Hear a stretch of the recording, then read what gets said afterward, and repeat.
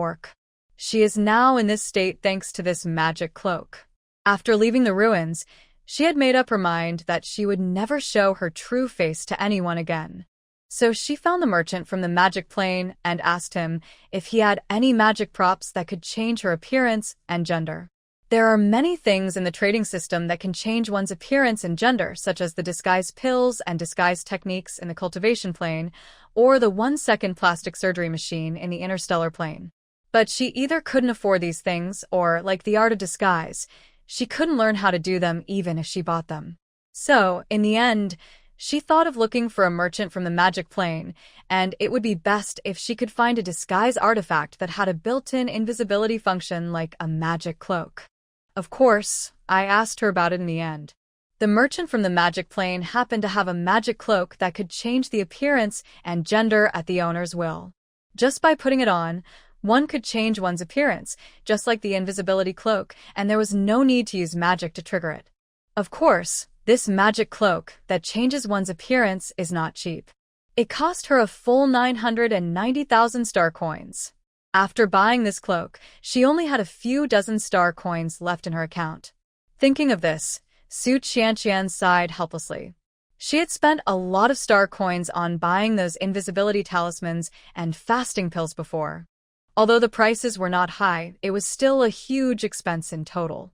So, she quickly opened the plane trading system to see how many animal skins she had newly put on the shelves in the past few days had been sold. Not bad. After selling a few, the balance in the account has grown to 80,000 star coins. But for the upcoming auction, this amount of star coins is totally not enough. Yes, that's right, the auction is coming soon. This was what her good friend from the magic plane had told her a few days ago, asking her to stock up on more star coins and be prepared, as there would be a lot of good things at the auction, and if she saw something she liked, she could buy it. In response to this, Su Qianqian could only laugh. She can't buy anything with her 80,000 star coins. This kind of auction is completely held for those big guys who have no shortage of star coins. For those of them who don't have many star coins in their accounts, they can only watch. If it wasn't for the auction of her 1,000-year-old Ganoderma lucidum, Su Qianqian wouldn't want to care about this kind of auction held specifically for the rich. She has been paying attention to the plane trading system all the time these days, and even keeps the interface of the plane trading system open when she sleeps, for fear of accidentally missing the auction. I don't know what the auctions held in this plane trading system are like. Are they the same as the auctions in the modern world? Just as I was thinking about it, the friend icon in the lower right corner suddenly lit up and a message popped up.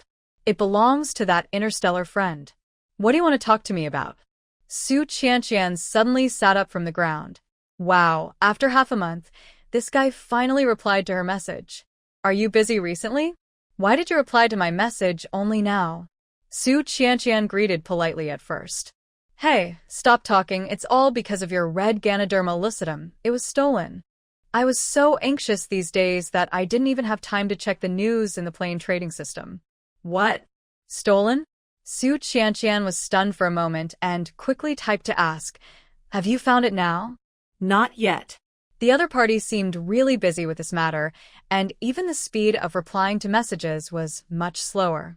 It wasn't until a while later that the other party seemed to have finished the matter at hand and replied to her message properly. I'm sorry. I was busy with a research project in the genetic laboratory a few days ago. I was careless for a moment, and someone took advantage of me. This is so abominable.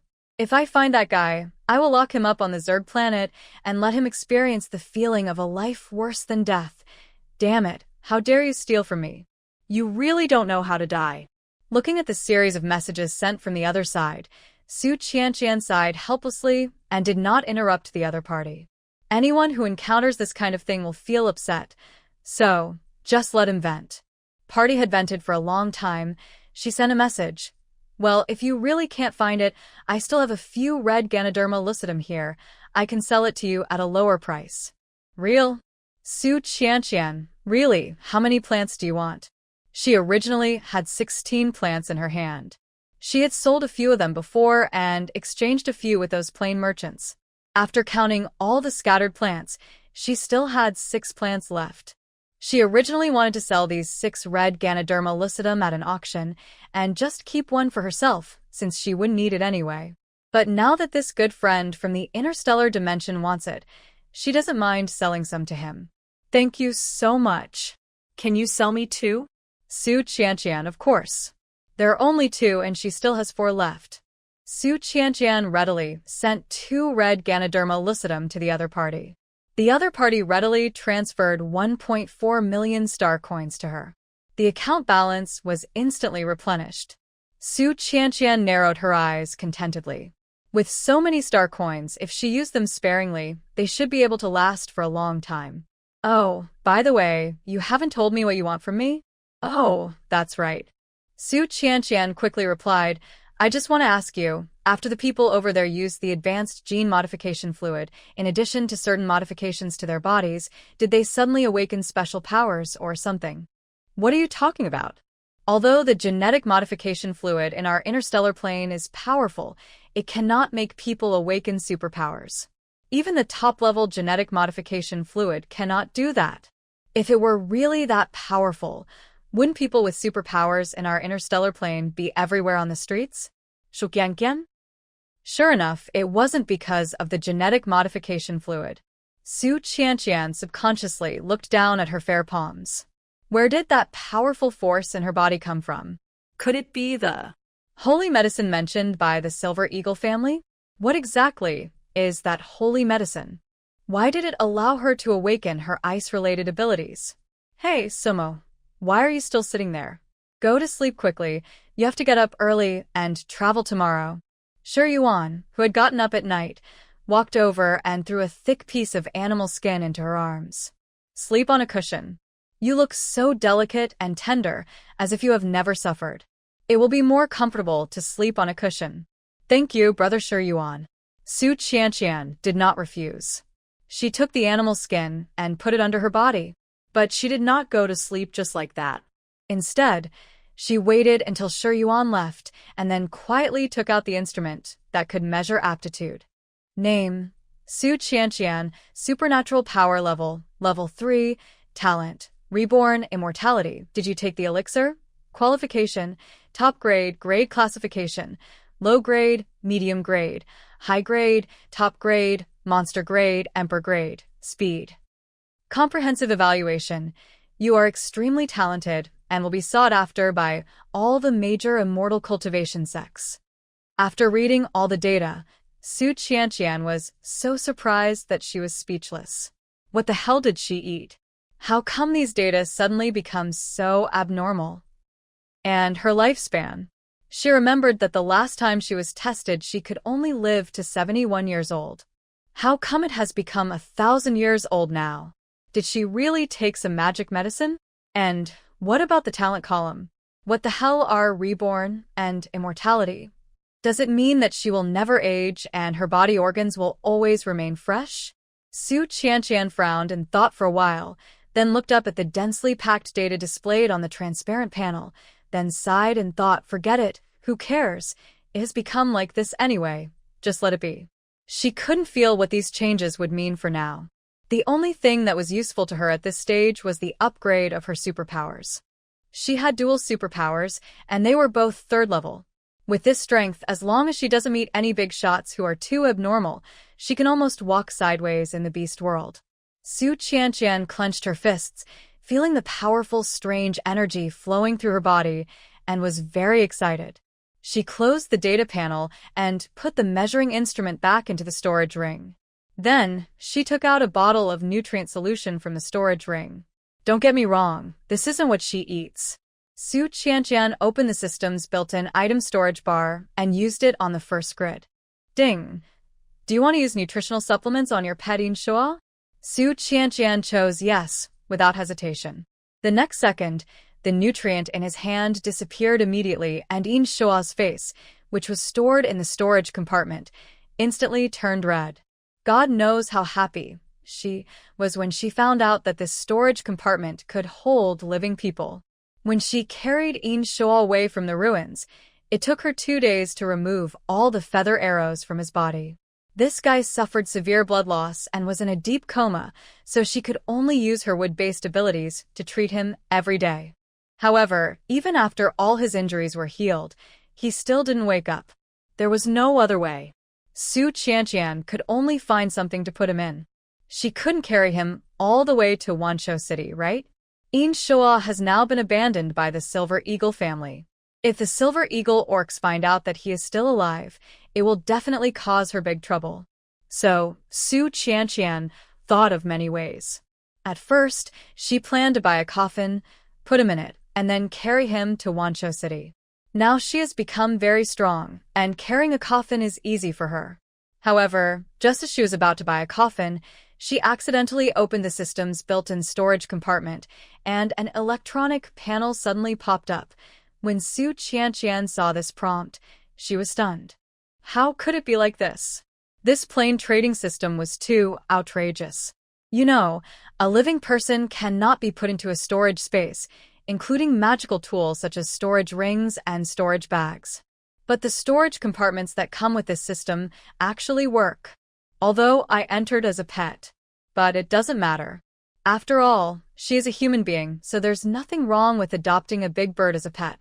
After the pet Yin Shua is put into the storage compartment, you can also choose to feed him, give him water, and check his status, just like you really have an electronic pet, which is very convenient. Su Qianqian was also happy to have her hands freed up. She finally didn't have to carry Yin Shua, a 2-meter-tall man, around the forest every day. For the next half-month, Su Qianqian fed Yin Shua a nutritional supplement every 3 days, the cheapest kind, as long as it could keep his body functions functioning normally. The main reason was that she didn't have many star coins to buy expensive nutrients to feed him. Since Yin Shua can't wake up, he should just stay in her storage compartment. Su Qianqian turned off the plain trading system, rested her head with her hands, and lay leisurely on the ground covered with animal skins, looking up at the stars in the night sky. Such days are pretty good. She has gained her freedom and can travel around this mysterious continent with a new identity. She can use her new identity to meet different people, get to know different places, and look for precious specialties hidden in every corner of this continent. A dreamless night. When Su Qianqian woke up, the first light of dawn was shining through the layers of leaves and spread all over the ground. The surrounding orc squads also woke up one after another, stretching and yawning. Hey, Sumo, you're awake too. I was just about to call you. Shi Yuan took a big gulp of water from the animal skin bag and said, "Get ready. We're about to set off." Okay. Su Qianqian stood up, picked up the animal skin on the ground, dusted it off, and handed it to Shi Yuan. "Thank you for the animal skin last night. Why are you being so polite to me?" Shi Yuan took it and handed it to Nanwu, who was standing beside him. Nanwu glared at him and casually stuffed the animal skin into the bag on the moose's back. The group did not stay for long and hurried on their journey, taking advantage of the cool early morning weather. Su Qianqian breathed in the fresh air of the morning, smelled the faint fragrance of grass and trees, and followed in the middle of the team, walking neither fast nor slow. After her physical fitness improved, her most obvious feeling was that she was no longer tired when traveling. The team walked for a whole morning, and many orcs were gasping for breath from exhaustion, but Su Qianqian's breathing was balanced, and not even a drop of sweat appeared on her forehead. Shi Fang grabbed the branch next to him, poked his head forward, and said, "We won't rest at noon. We'd better get to the City of Beasts before dark, otherwise we won't have enough water to last until tomorrow." When the group heard this, they all looked bitter. Although they were very tired, they had to grit their teeth and persevere. Otherwise, not only would they not have enough water to drink, they might not even have enough food to eat. Even though their bags are filled to the brim, they do not contain food, but things they brought from the tribe, such as animal skins, tusks, and bones. Some of these things can be exchanged for food in the City of Beasts, and some can be made into sharp weapons for self-defense. Just when everyone gritted their teeth and insisted on continuing to move forward, they discovered that a huge rock was blocking the road ahead. Why is this thing blocking the road? Shi Yuan went up and kicked the boulder that was blocking the road. But the next second, he covered his feet and screamed, "It hurts! It hurts!" The pain was so severe that the animal ears on his head popped out. Su Qianqian quickly took a look and found that it looked a bit like a brown bear's ears. You are so stupid. You kicked the stone when you saw it. It would hurt you to death. Nanwu walked forward and tried to push the boulder in front of him. Then he frowned and turned back and said, Shifeng, this stone is very heavy. I can't push it. Let's go up and try together. Shifeng handed the leather rope for tying the moose to Su Qianqian and then called on the strong males in the team to go up and push the boulder. Su Qianqian was just about to go over to help, but unexpectedly a rope was stuffed into her hand, and she was told to step back and wait. No, although he looks thin, he is very strong. Alas, sometimes the aesthetics of this beast world are really hard to describe. Although she now has a magic cloak that can change her appearance at will, she cannot accept herself turning into a man as strong as a bear. So, the man she turned into, although not a strong man, was tall, with broad shoulders, long legs, and solid muscles. In the modern world, he would definitely be a handsome guy. But in this beast world, he became a skinny kid who needed to be taken care of everywhere. The crowd kicked and pushed the huge rock blocking their way, and they were sweating profusely, but the rock did not move at all. Get out of the way, let me do it. Finally, Shi Yuan couldn't bear it anymore and changed back into his beast form, a huge brown bear. He roared and rushed towards the boulder fiercely. Bang! The two collided, and the brown bear ended up falling to the ground in a daze. What are you trying to do? Nanwu reluctantly took off the animal leather bag from his waist, took a sip of water, and sprayed it on Shi Yuan's face mercilessly. Shi Yuan opened his eyes instantly, wiped the saliva off his face, and shouted that he was going to beat Nanwu. The orcs nearby didn't bother to care about the two people fighting, and sighed. Shifeng, no, this boulder is too heavy, we can't push it at all. How about we take a detour? No, if we take a detour, we won't be able to reach the city of beasts at night.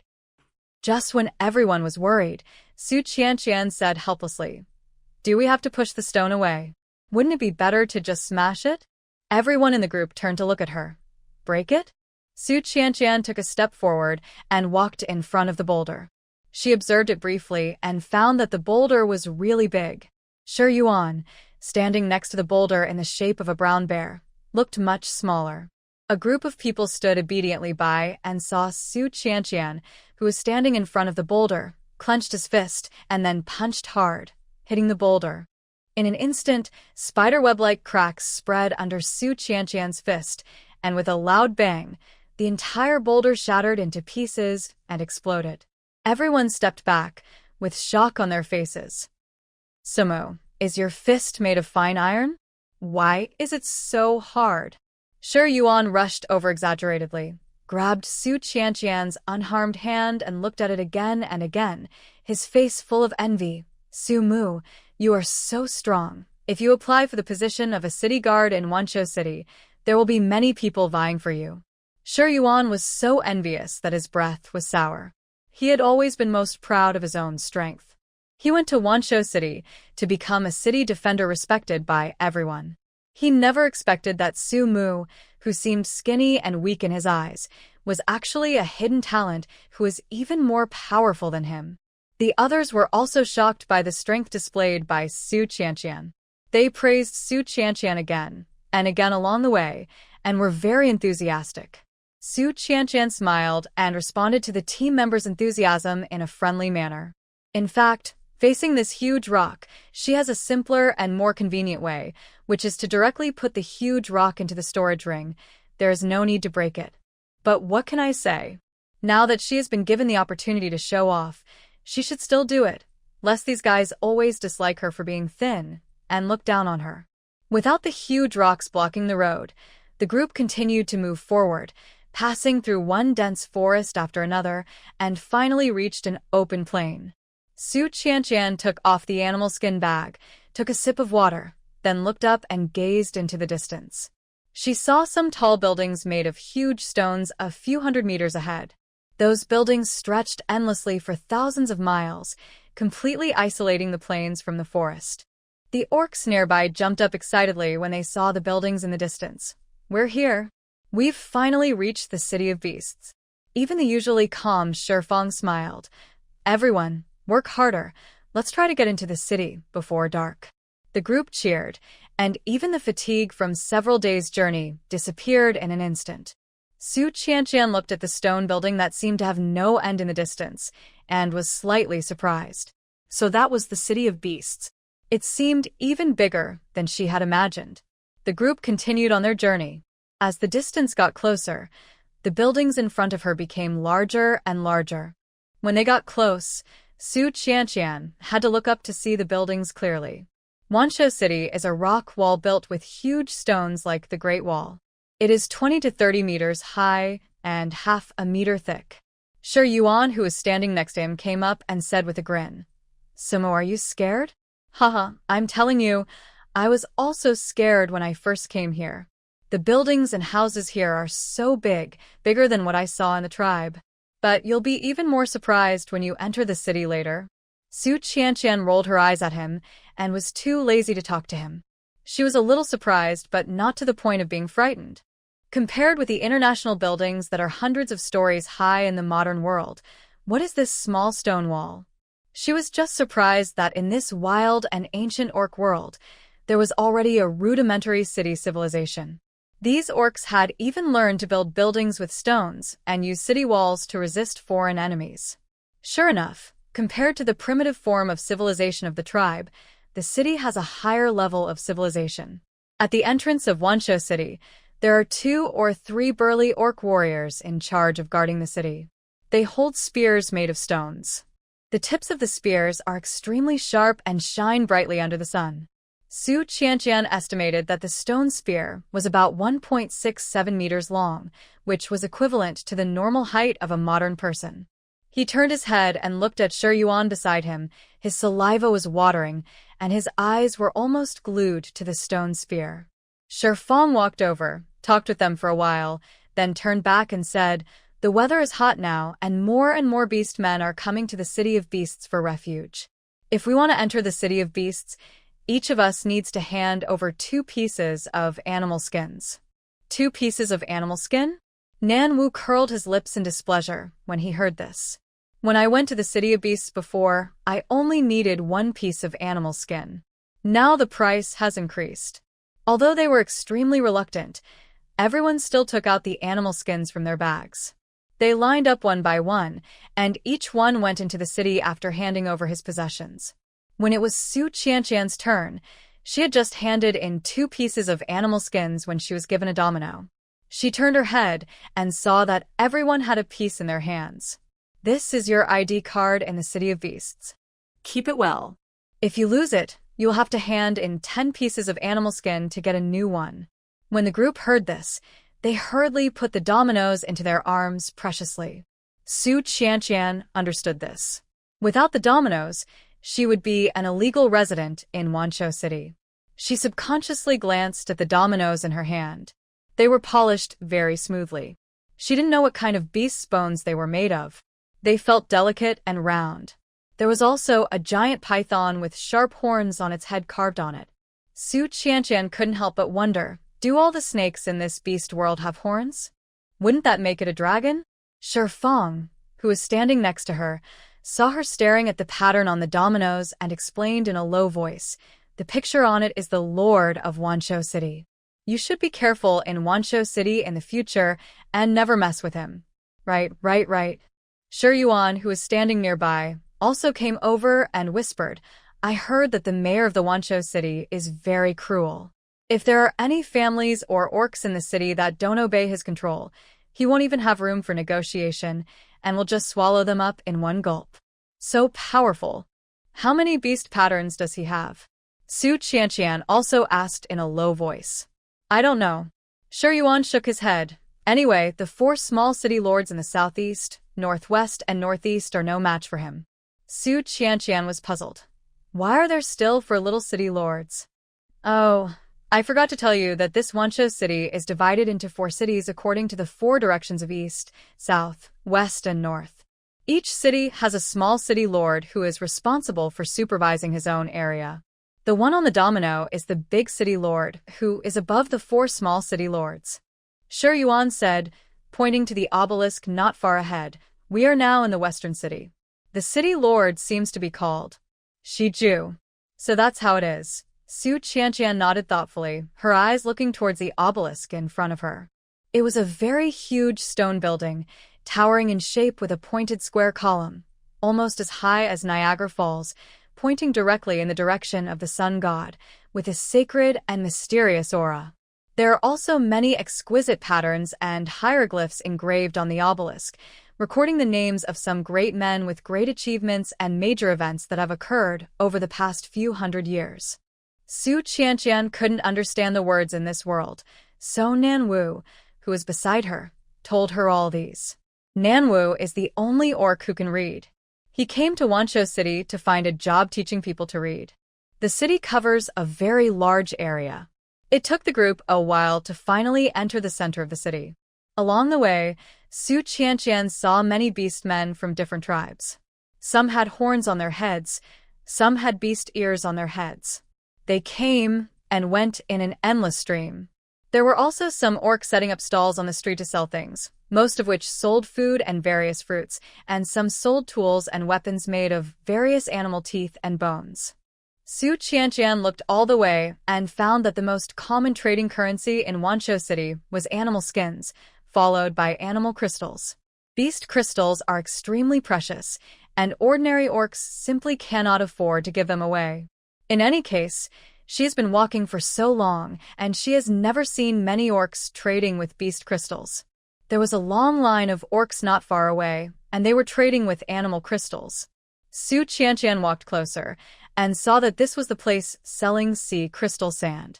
At the head of the long team, there were several tall and thin orcs. They looked a little different from the orcs in the City of Beasts. They had no horns or animal ears on their heads, but long and thin tentacles. Their exposed skin and faces were covered with a layer of yellow-brown carapace. They are orcs from the seaside, specializing in selling sea crystal sand. Su Qianqian shifted her gaze from their long tentacles to the sea crystal sand they were selling. How to put it? The quality of this sea crystal sand was really poor. It was as if they had just collected the salt crystals that had settled on the reefs without any processing. There were a lot of impurities mixed with mud and sand. It couldn't even be considered coarse salt. But even so, there's still a lot of people buying it. The line was getting longer and longer. Some people bought dozens of kilograms at a time. After a while, the sea crystal sand brought by the tentacle orcs was sold out. No more. Today's sea crystal sand is out. If you want to buy some, please come earlier next time to queue up. When the orcs in the team heard this, they immediately complained. How come it's gone? I've been standing in line since this morning and haven't even had time to drink a sip of water. Oh, forget it. Those people lined up in the early morning but still couldn't buy it. Alas, you don't know that most of the sea crystal sand has been reserved by those powerful families. Naturally, there's not much left for ordinary orcs like us. It was sold out in an instant. Alas, the weather is so hot. How can we live without sea crystal sand? Everyone sighed, and even though they were dissatisfied, they could only disperse silently and wait for the next orc from the seaside to come and sell sea crystal sand. Su Qianqian looked at it and subconsciously touched the storage ring on her ring finger. She has plenty of sea crystal sand, so why not set up a stall to sell it? She just saw the animal skin bags hanging around the waists of those tentacle beastmen. They were bulging and filled with animal crystals. It would be a lie to say I wasn't moved. Just as she was thinking, Nanwu beside her suddenly pulled her and whispered, "Have you figured out what the beast forms of those orcs on the seashore are?" Su Qianqian shook her head. "They have tentacles on their heads and shells on their bodies," Nanwu pondered, as if deliberately teasing the audience. "Guess what you think?" Su Qianqian raised her eyebrows. "Scorpion? Or crab?" Nanwu shook his head and slowly uttered 3 words. "Sea cockroach." Su Qianqian showed a look of disgust. She couldn't accept the thought of cockroaches in the modern world turning into human form. "Hey, by the way, Nanwu, what is your beast form?" Su Qianqian suddenly had an idea. She seemed to have never seen Nanwu's beast form before. Nanwu glanced at her and asked, "What about yours?" Su Qianqian said, "Didn't I tell you that I am from the Civet Cat clan?" Nanwu curled her lips. "I won't tell you." Shuqianqian. Is it really shameful? Okay, stop whispering to each other and hurry up. Shi Yuan turned around and called out to the two of them. Seeing this, Nan Wu quickly ran away, not wanting to reveal his beast form. Beasts is divided into two parts. One part is the main street where the beast men conduct trading, and the other part is the residential area. The place they are going to now is the residential area. However, it must be said that the city of 10,000 beasts is too big. The group circled the western city several times and still hadn't found the residential area.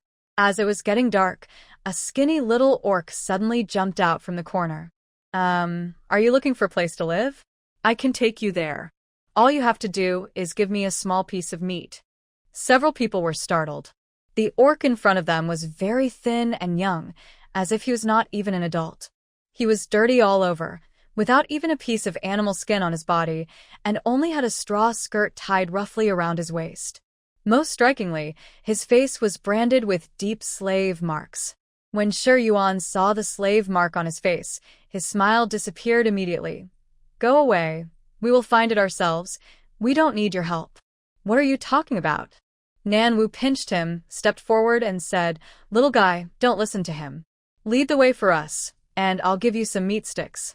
As he said this, he paid out of his own pocket and gave the other person a piece of meat.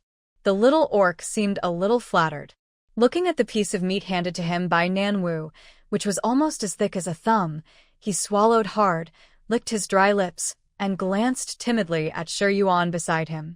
Unexpectedly, Shi Yuan just turned his head away and said, If you want to eat, eat quickly. After you finish eating, you can lead the way.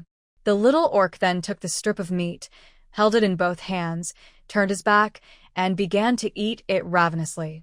He ate quickly and hastily, as if he was afraid that someone would snatch the food away from him. He choked, and his dark face turned red in an instant. At this time, a hide bag filled with water was handed over. He took it without even looking at it, and took 2 gulps frantically. After coming back to his senses, he seemed to realize something and knelt down in front of Su Qianqian. Yes, I'm sorry. I'm really thirsty.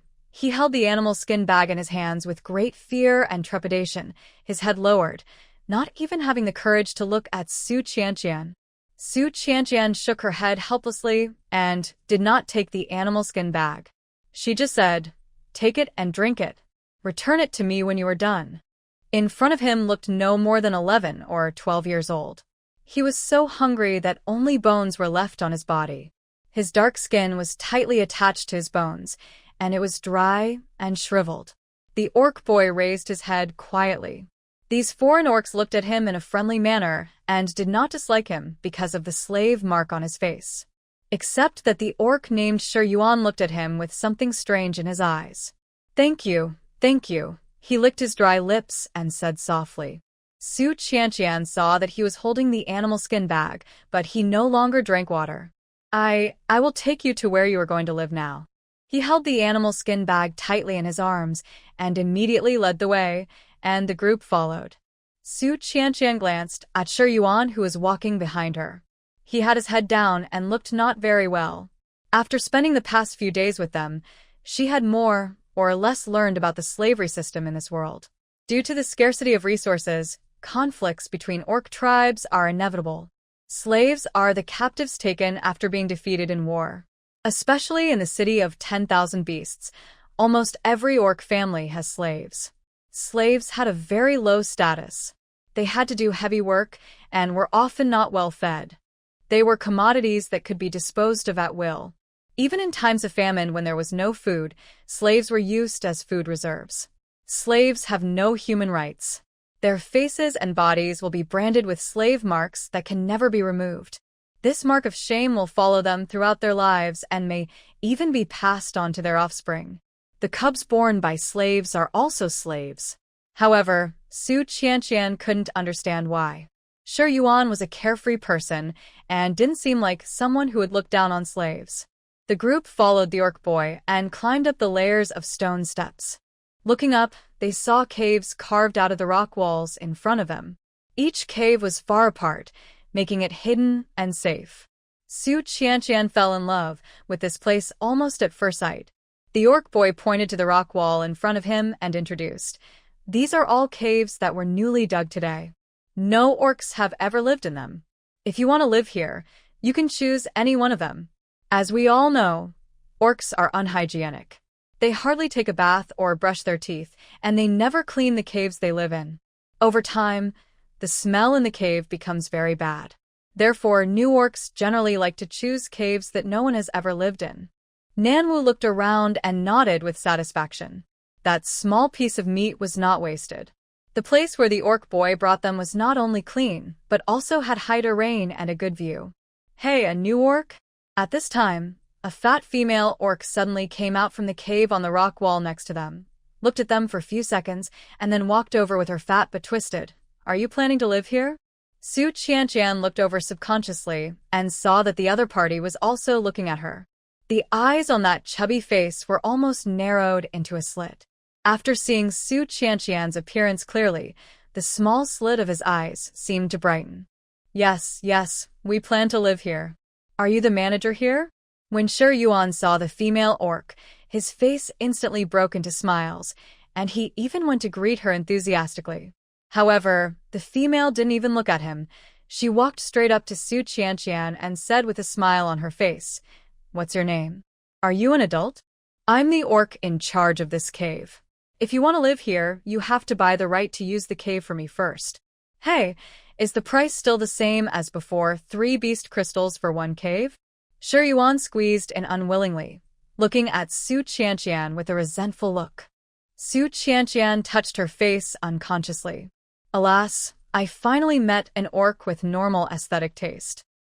After all, she has seen so many handsome guys in the beast world, so she is still very confident about her changed appearance.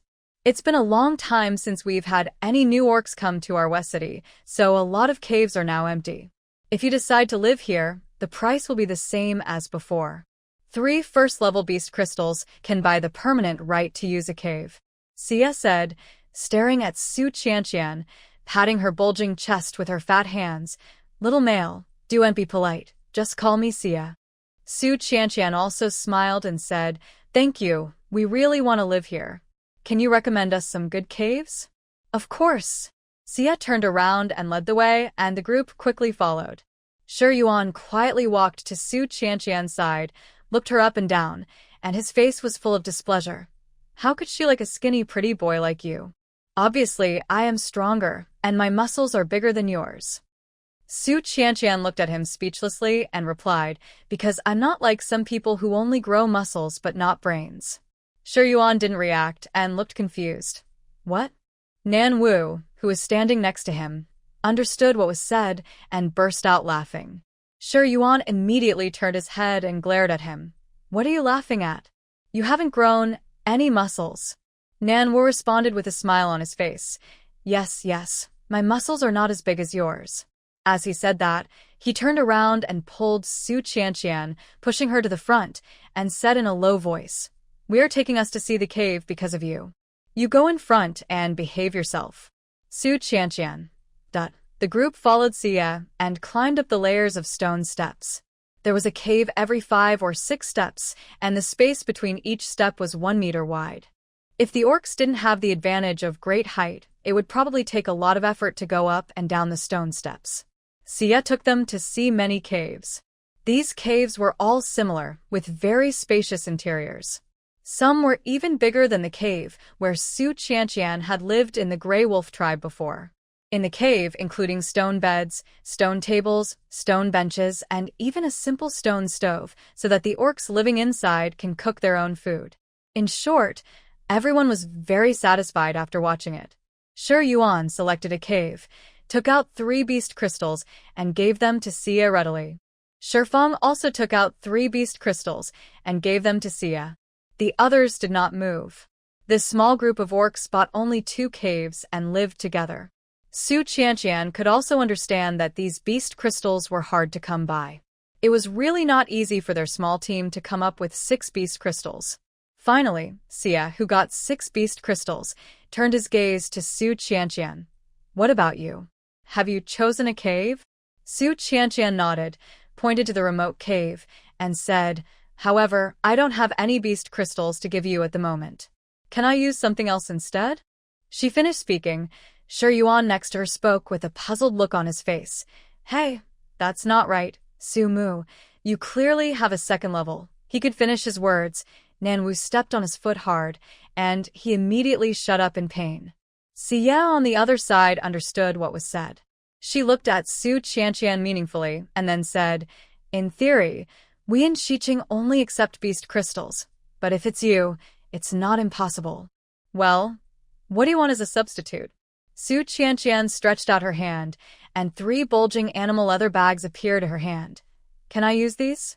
Xia was stunned when she saw Su Qianqian's ability to conjure things out of thin air, and then she realized that she was an orc with superpowers. Her chubby face was immediately filled with smiles. Little male, you are a superpower. Why didn't you tell me earlier? There is a rule in our Wanshou city that any orc with 3 beast patterns can choose a cave to live in for free. Su Qianqian smiled and shook her head. Thank you for your kindness, but I am not a beast man with 3 beast patterns. Although the instrument detected that her ability level had reached the 3rd level, the strongest in their team was only an orc with 2 beast patterns. Moreover, in the city of 10,000 beasts, she had not seen many orcs with 3 beast patterns, which showed how rare these 3 beast patterns were. It was better for her not to expose her strength casually. Is that so? Xia was a little disappointed when she heard that. She opened the animal skin bag that Su Qianqian handed over, lowered her head, and looked inside. She was stunned and almost speechless with surprise. This is. The next second, she suddenly closed the animal skin bag and held it tightly in her arms as if she was afraid that someone would snatch it away. She looked at Su Qianqian with a suspicious look and asked in a low voice, "Are you really going to exchange this thing?" "I tell you, this thing is much more precious than animal crystals." Su Qianqian asked, "Are these things enough to exchange for another cave?" "That's enough." Xia nodded hurriedly, "But if you change it, you can't regret it later." Su Qianqian nodded with a smile. "No regrets, definitely no regrets." This sea crystal sand. Oh, no, this salt is plenty in her space. Why would she regret it? Shi Yuan wanted to come closer and take a peek at what was in the animal skin bag, but Xia had already hugged the 3 full bags of sea crystal sand and ran away, as if she was afraid that Su Qianqian would go back on her word. The team looked at Su Qianqian, then at Xia's back as he ran away. Although they were curious about what was in the animal skin bag, they wisely did not ask any questions. After all, this is someone else's secret. They just met halfway, and their relationship is not that close. It is not good to ask about someone's privacy casually. Even Shi Yuan, who is usually carefree, kept his mouth shut this time. One after another, they returned to the cave. Su Qianqian and the others returned to the cave, and then they remembered that the orc boy was still holding his animal skin bag that contained water. She subconsciously looked around, but could not find the orc child. Just as she was about to give up, she suddenly heard a shout from behind the rock wall next to her. "You little bastard, you came here to slack off. What are you hiding in your hand? Give it to me now." "No, this is not mine. I have to return it to the owner. I think you need a lesson." The sound of whips lashing was accompanied by curses. Su Qianqian walked around the rock wall and followed the sound, and saw a young and strong male orc whipping an orc boy with a bloody whip. The man was ruthless and merciless, leaving bloody marks on the boy's exposed skin, but he still held the animal skin bag tightly in his arms and refused to let go. "Stop," Su Qianqian said. "Who are you? How dare you meddle in my business?" The male orc looked at me viciously. Su Qianqian frowned. "Why did you hit him? He is a slave. I can beat him, if I want to. You, the newcomer, had better not meddle in other people's business."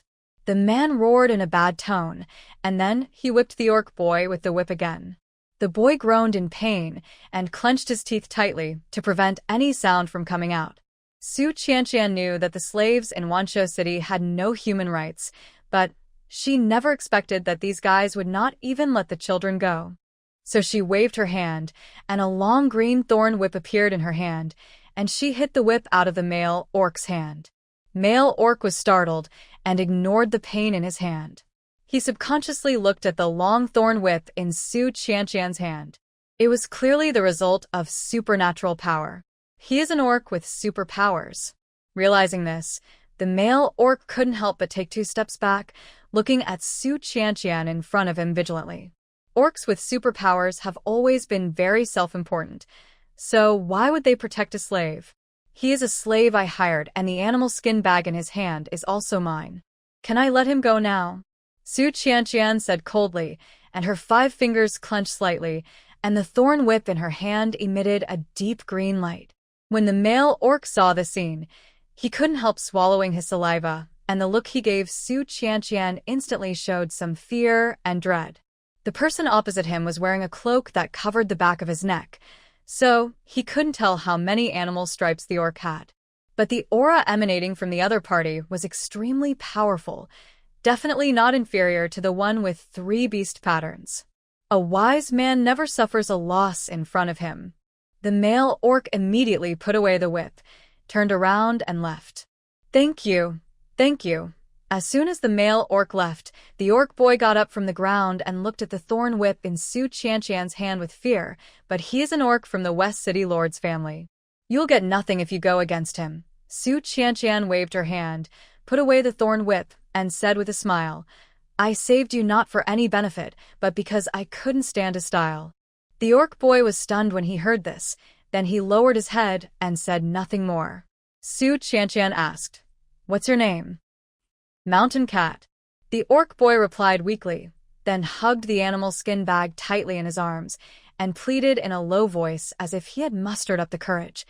Well, can you wait for me for a while, and I will return the things to you later? Su Qianqian raised her eyebrows and subconsciously glanced at the animal skin bag in his arms. It was still bulging, and he seemed not to have drunk a single sip of the water inside. Sure, you can give it back to me any time you want. The boy heard this. An expression of surprise and gratitude appeared on his face. Su Qianqian said again, Where do you live? Come on, I'll take you home. No need. Bobcat waved his hands quickly. Su Qianqian asked, Do you want to meet another orc who jumps out and steals your things on the way? The boy was silent. He looked up timidly at Su Qianqian again, thought for a while, then mustered up the courage to turn around and lead the way. Su Qianqian followed. Wansha City is divided into 2 parts. One part is the place where orcs conduct business, and the other part is the residential area, and the orc slaves survive in the gap. They had no caves to shelter them from the wind and rain, and could only live in animal skin enclosures made of pine poles. 20 or 30 larch poles were sharpened and inserted in a large open space. They were surrounded by a layer of leaves and bark that could barely block the wind and rain. The better ones were covered with animal skins. But this simple dwelling, which is not even a straw hut, cannot withstand the erosion of cold winds and snowstorms and is prone to collapse once the cold winter comes. Su Qianqian followed the mountain cat all the way to their residence and found that most of the orc slaves here were females and children who were working nonstop with their hands and feet. Some were using relatively blunt bone pieces or blades to scrape animal skins to remove the remaining fat and hair, some were kneading tendons, and some were polishing stone tools. Everyone was so busy that they didn't even raise their heads and didn't even notice Su Qianqian coming. The bobcat stopped at a low shelter surrounded by leaves, bent down and carefully crawled in. Su Qianqian was standing outside and saw Bobcat pick up a little orc girl about 8 or 9 years old. The little girl had messy hair and a dirty face. She was wearing only a worn-out roe deer skin mattress. She was so skinny from hunger that her eyes were half closed and her lips were cracked. The bobcat put the animal skin bag to the little girl's mouth and fed her water carefully and gently. The little girl seemed to choke. Her eyes slowly opened, and when she saw the animal skin bag in front of her, she subconsciously pushed it away. Shan Mao said quickly, "Don't be afraid, Xiaojiu. This was given to me by someone else. It was not stolen." The little girl named Xiaojiu subconsciously looked at Su Qianqian, her pair of black and white eyes full of confusion. Su Qianqian showed a gentle smile on her face. "Don't worry, drink it. Shan Mao led me the way. This is my reward to him." The little orc girl drank 2 sips and stopped drinking. Instead, she pushed the water to the mountain cat, her voice still weak and a little exhausted. "Brother, drink it." Xiaozhou is not thirsty. The mountain cat licked his dry and flaky lips, then shook his head. "I'm not thirsty either. Xiaozhou should drink it. Only after you finish drinking it can I return the animal skin bag to the owner." Since the hot season came, water is the most precious thing in Wanshou City besides sea crystal sand. The 2 siblings pushed this hard-earned water away from each other, wanting to leave it for the other to drink. Su Qianqian felt a little distressed when she saw this, so she simply said, "You 2 can keep it and drink it slowly. I'll give you this animal skin bag as a gift." Anyway, she had no intention of taking this thing back in the first place. The 2 of them looked up in surprise. After they realized what was happening, Bobcat bent his knees and was about to kneel down to Su Qianqian. Su Qianqian bent down and pulled him up, asking, "Where are your mother and father?" The mountain cat lowered his head and replied, "My mother was bought by another orc, and my father is dead." Su Qianqian was stunned when she heard this. So these 2 half-grown children had already lost their parents? She subconsciously looked around at the orcs around her and found that the females who stayed behind were all very old or had disabilities, with incomplete limbs. As for the young female orcs who could give birth, they had already been bought by the major families. Xiaozhou's mother was a very fertile female orc. She was the 9th child, so she was called Xiaozhou when she was born. But Xiaozhou has never seen her mother and has lived with her brother Shanmao since she can remember. Females, especially those with strong fertility, are controlled by the major orc families in various ways. To them, females are not their own kind, but more like a precious resource that is suitable to be held in their hands. She bent down and squatted under a low pine pole. Using the cover of large leaves, she quietly stuffed 2 palm-sized pieces of dried meat into Xiaozhou's hands. The meat was heavy and very thick. This is the dried meat she pickled herself. It is nutritious and delicious. Unlike the dried meat that other orcs leave directly under the sun, it is hard and suitable for children's teeth. Xiaozhou's pair of distinct black and white eyes widened instantly. She clenched the dried meat in her hand and looked at Su Qianqian with ecstasy in her eyes, but more of fear. "Okay, I'm leaving. See you later." Su Qianqian touched Xiaozhou's face, which was so thin that only a shriveled layer of skin remained, and got up and left. The mountain cat immediately chased after him. "I'll take you there." "No need. Go back and take care of your sister." Su Qianqian finished speaking, and then lowered her voice and added, "When eating, it's best to find a place where no one is." She didn't dare leave too much dried meat, for fear of causing unnecessary trouble to the 2 of them.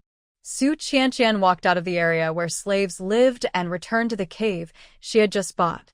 At this time, the sky had already completely darkened, and the rock walls were all quiet, without any sound at all. Su Qianqian walked into the cave and found a bulge at the right entrance. She stretched out her hand and pressed. The entrance of the cave trembled slightly, and a huge rock slowly moved out from the crack, blocking the entrance tightly. "This is the door of the cave." Su Qianqian raised her eyebrows. No wonder it took 3 first-level beast crystals to buy one.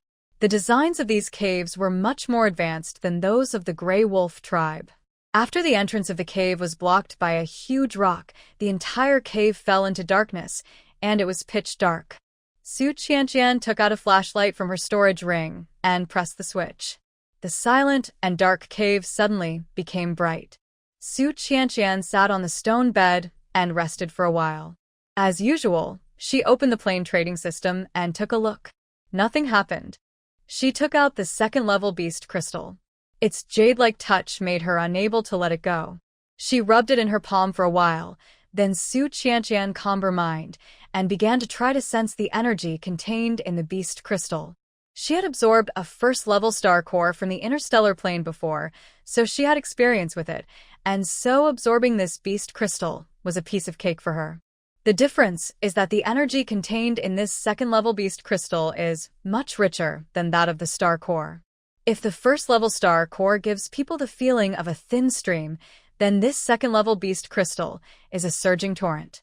Su Qianqian closed her eyes, clenched the beast crystal in her hand, and felt the powerful energy flowing into her body, washing over her meridians again and again. There is an indescribable feeling of refreshment. When Su Qianqian opened her eyes again, the beast crystal in her hand had been completely absorbed and turned into an ordinary crystal stone. It lost its previous crystal-like luster and felt cold and hard. But she could clearly feel that her ability was more than twice as powerful as before. Su Qianqian stood up, moved her body a few times, then stretched herself, listening to the crackling sound of her bones. It was so comfortable. There was a feeling of comfort all over my body. I felt full of strength and energy, and I felt very energetic, without any sleepiness at all. Getting used to the power in her body, Su Qianqian took out all the beast corpses she had picked up in the misty forest. Among these wild beast corpses, some are ferocious beasts. The ferocious beasts have beast crystals in their heads. Anyway, they are not sleepy. She wants to take advantage of tonight to decompose all the wild beast corpses. However, at this moment, the system interface that had been left alone suddenly lit up. Ding. It is detected that your pet Inshoa has awakened. Do you want to release him? Su Qianqian was stunned when she heard this. That guy woke up? She immediately opened the system's storage column and saw that the man lying in the first grid had opened his eyes and was looking blankly at the space he was in. Su Qianqian paused, a little hesitant. Should she let him out? Her and Inshoa, and she hadn't figured out how to face him yet. After thinking for a while, Su Qianqian decided to let him out. Anyway, Inshoa would not be able to recognize her in her current state, so she just thought that a stranger saved him. So, Su Qianqian lightly tapped the storage grid with her finger, and Inshoa inside turned into a stream of light and flew out of the storage grid. The stream of light fell to the ground and instantly turned into a silver-haired, handsome man. Dim and spacious cave. The two of them looked at each other silently. Su Qianqian looked at Inshoa's body opposite her and tried her best to keep a straight face. His old fur coat had been ripped to pieces by the arrows and was completely unwearable. Besides, it was troublesome to help him heal his wounds and put on clothes, so Su Qianqian simply let him. Normally, he was unconscious and didn't feel anything, but now he was standing in front of him alive, with a tall figure, a white and strong chest, a thin waist and abdomen, long and strong legs, and some unspeakable parts of it. The impact of this scene was too strong. Su Qianqian couldn't help but give in and spoke first. Inshoa, who are you? Inshoa spoke before she did, his beautiful phoenix eyes staring at her, his eyelashes long and thick. Who is Inshoa? Why am I here? As he spoke, he subconsciously looked around, with a confused and alert expression on his face. Shuqianqian. No, this guy was stabbed in the head by those feather arrows. How come he even forgot his name is Inshoa? You don't remember? She asked tentatively, your name and your family. You don't remember anything? The man opposite frowned and seemed to try hard to recall, his face full of pain and confusion. In the end, he shook his head. I can't remember, sorry. Su Qianqian looked at Inshoa's miserable appearance in silence, still somewhat unconvinced. How could a person lose his memory so easily? Could this guy be pretending to have amnesia? She decided to test it out, so she stepped forward, stopped in front of Inshoa and slowly said, Inshoa, do you remember how you treated me before? The man in front of her became more and more serious. She reached out and took off her cloak, revealing her true appearance. The girl's beautiful face came into his sight. Inshoa's gaze suddenly stopped, and his pupils widened uncontrollably. Shook his head absent-mindedly. I don't know you, but your smell feels very familiar to me. This reaction isn't right. Does he really not remember anything?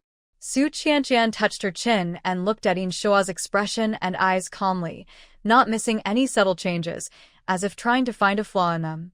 But the man in front of her, apart from the shock brought by her face, did not show any abnormality. His whole reaction was like a bird that had just broken out of its shell, full of confusion and vigilance towards everything in the outside world. It seems that he really doesn't remember anything. After observing for a long time, Su Qianqian finally began to believe it a little. She curled her lips, sat back on the stone bed, crossed her legs, and slowly said, "Since you can't remember anything, let me tell you who you are." She deliberately dragged out the last word, and under Yin Shua's gaze, she said word by word, "You are my slave, kneel down." As soon as the word, "kneel down," came out, Su Qianqian saw a trace of uncomfortable shock on Yin Shua's face. But Su Qianqian would not allow him to resist or question her now, and asked, "Why, you don't believe it?" She deliberately lowered her voice to make it sound oppressive and irresistible. Yin Shua was still looking at her, his beautiful phoenix eyes unblinking. After a long time, just when Su Qianqian thought that he would not admit his slave identity, he bent his right knee, knelt on one knee in front of her, and lowered his always proud head. That's right. Su Qianqian rested one hand on his knee, supporting his chin lazily, and said in his usual casual tone, "That's more like it. Yin Shua, you were my slave before, and you will be my slave in the future. I hope you remember this and don't forget it again." "Yes." The man responded in a low voice. His voice was calm, and no emotion could be heard. "Very good, very obedient. As a slave, go to work." Su Qianqian pointed at the dead beasts on the ground and threw a dagger to him. "Deal with these dead beasts first. You are not allowed to sleep or rest until you finish the work. Do you understand?" "I understand." Yin Shua picked up the dagger, took a look at it, then stood up and walked to the corpses of the beasts. Su Qianqian looked at his appearance as if he was a bullied young wife, and couldn't stop laughing in her heart. "Ha ha ha, you deserve this day, kid." The man turned his back to her and began to deal with the pile of beast corpses. He was still, with his broad shoulders, smooth and strong back muscles, and raised buttocks. Su Qianqian couldn't help but cough twice, took out a fur coat from her storage ring, and threw it over. "Put on the clothes before you work." Back, facing away from Su Qianqian, froze for a moment. Then he picked up the animal skin coat with a normal expression and put it on himself hastily. His movements were smooth and natural. But Su Qianqian still caught a glimpse of his blood-red ears hidden among his silver hair. She is so easily shy, which is nothing like Yin Shua, who imprisoned her in the cave and bullied her severely. It seems that he really has lost his memory. Su Qianqian couldn't tell what she felt in her heart. She just thought it was funny and interesting. Was bullied so much in the past, now she must take revenge. Having made up her mind, Su Qianqian casually lay down on the stone bed, propping up her chin lazily, and stared at Yin Shua working, occasionally saying a few words. "Haven't you ever worked before? Why are you so slow? You are so stupid, you should peel the skin from the belly. Can you be gentler? You'll tear the hide if you're so rough. Can a slave like you afford to pay me for so many hides? If you don't work hard, I will sell you to those females to be beastly husbands tomorrow." No matter how Su Qianqian found fault and mocked him, Yin Shua just lowered his head and worked silently without saying a word, looking like a bullied young wife who dared to be angry but not speak out. Su Qianqian took a look and couldn't help but feel a little bored. Now Yin Shua no longer had the unruly arrogance and reserve he used to have, and it wasn't as fun to bully him anymore. Forget it. Why bother getting angry with someone who has lost his memory? Just go to bed early. Su Qianqian withdrew her gaze, lay back on the stone bed, closed her eyes, and began to sleep. But even so, she didn't dare to really fall asleep. Her 5 senses were keenly aware of her surroundings. In a daze, she suddenly found that her consciousness could see the entire cave. Su Qianqian was startled, but she did not open her eyes. She continued to observe the situation in the cave with this consciousness. What she saw was even clearer than what she saw with the naked eye during the day. Could this be the legendary divine consciousness that only cultivators possess? Su Qianqian suppressed the excitement in her heart and used this consciousness that emerged out of nowhere to scan the entire cave. She also tried to expand this consciousness outward to see if she could see the scene outside the cave. But unfortunately, her consciousness is still very weak, and her vision is limited and the distance is limited to this cave. Su Qianqian was not discouraged. This distance was enough to secretly monitor Yin Shoa. She will test it carefully tonight to see if this guy really has lost his memory. Thinking of this, Su Qianqian slowed down her breathing and calmed her body, as if she had really fallen into a deep sleep. But her consciousness was always outward, watching Yin Shoa, who was working silently, without moving. Time passes by little. When he heard the shallow breathing sound, the dagger in Yin Shoa's hand paused. Finally, as if he couldn't help it, he slightly sideways glanced at the girl on the bed. His eyes swept across the girl's petite body, his gaze was a little hesitant, and gradually took on a feeling that was hard to describe. Then he put down the dagger in his hand, stood up and walked towards her. Secretly, immediately felt alarmed. What was he going to do? The outward consciousness was instantly gathered back and condensed on the storage ring, as if he could take out the particle ray gun in the next second and point it directly at the heart of the person who came.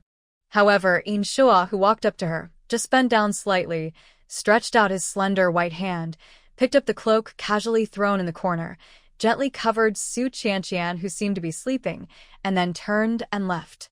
Had made all the necessary preparations, was a little surprised. No more? That's it.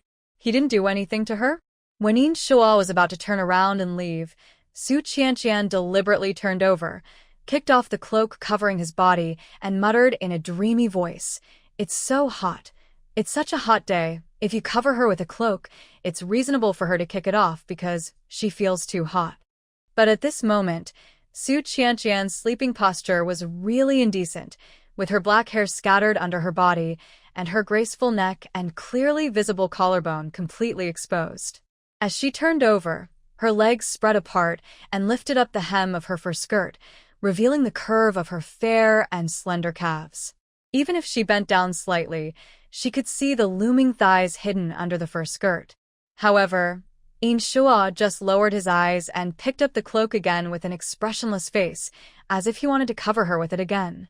At this time, Su Qianqian turned over again, and whether intentionally or not, she raised her foot and kicked Yin Shoa in front of her mercilessly. The man in front of her did not dodge, but stood there and took the kick from her. It seemed like he was kicked in the chest, and Su Qianqian heard the muffled groan that he tried hard to suppress. As if to cover up her guilty conscience, Su Qianqian uttered another sound in her sleep. Yin Shoa. You are my slave.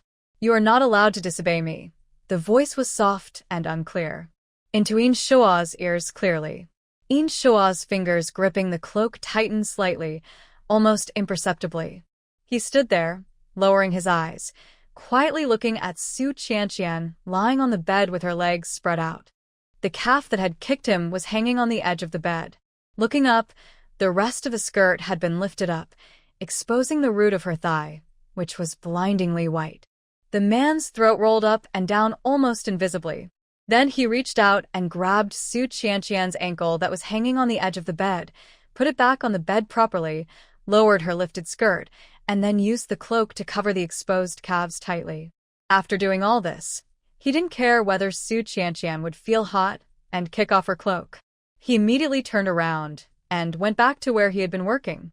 He squatted down and continued to deal with the corpses of wild animals on the ground. However, this time he did not use the dagger. Instead, his large, bony hand clenched into a sharp eagle claw, and with a light slash, he easily ripped open the beast's corpses. Su Qianqian was filled with astonishment. No, she had humiliated him so much, so why didn't this guy assassinate her while she was sleeping? A person's personality changes after he loses his memory? Su Qianqian was silent. It seems that Yin Shoa really treats himself as a slave. No matter how she bullies him, he just endures it obediently. At this point, she finally dispelled the last bit of doubt in her heart, withdrew her peeping consciousness, and fell asleep peacefully. The next morning, the early morning sun shone through the cracks in the cave entrance, falling on the sleeping face of the girl. Su Qianqian rubbed her sleepy eyes and got up from the bed.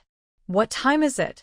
she asked subconsciously, and when she turned around, she saw Inshua leaning against the stone wall in the corner, with his head lowered, looking a little listless. "It's already morning," he replied softly, with a hint of fatigue in his voice. Su Qianqian was stunned. Could it be that this guy really didn't sleep all night?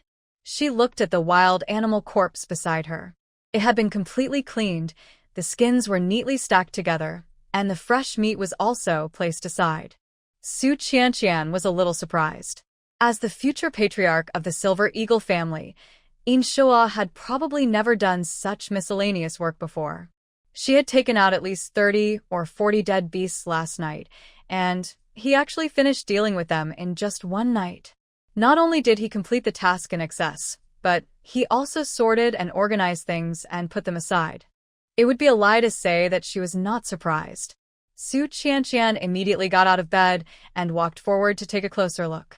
Every piece of animal skin was intact, and the fat and membrane remaining on it had been scraped clean, which showed that the people who did the work were very careful. Su Qianqian turned her head and looked at Inshua, who was leaning against a stone wall. He had one hand on his raised knee, his posture was relaxed, and his slightly drooping hair covered his slightly tired eyes. She walked over and stopped in front of the man. Just as she was about to say something like, "Thank you for your hard work," Inshua's hand that was resting on his knee suddenly opened, and 5 crystal clear animal crystals lay quietly in his blood-stained palm. "Why do you have so many ferocious beasts?"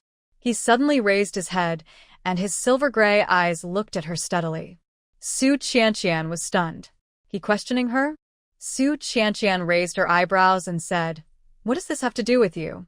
Don't forget, you are just a slave. It is not your turn to take care of my affairs." Inshua paused, lowered his eyes, and pursed his thin lips. Su Qianqian snorted and took the 5 beast crystals from his hand without hesitation. Then, she turned around and waved at the animal skins and meat on the ground, and all these things were collected into the storage ring. "You did a good job last night." Su Qianqian looked up and down at Inshua's blood-stained hands and said condescendingly, "What reward do you want?"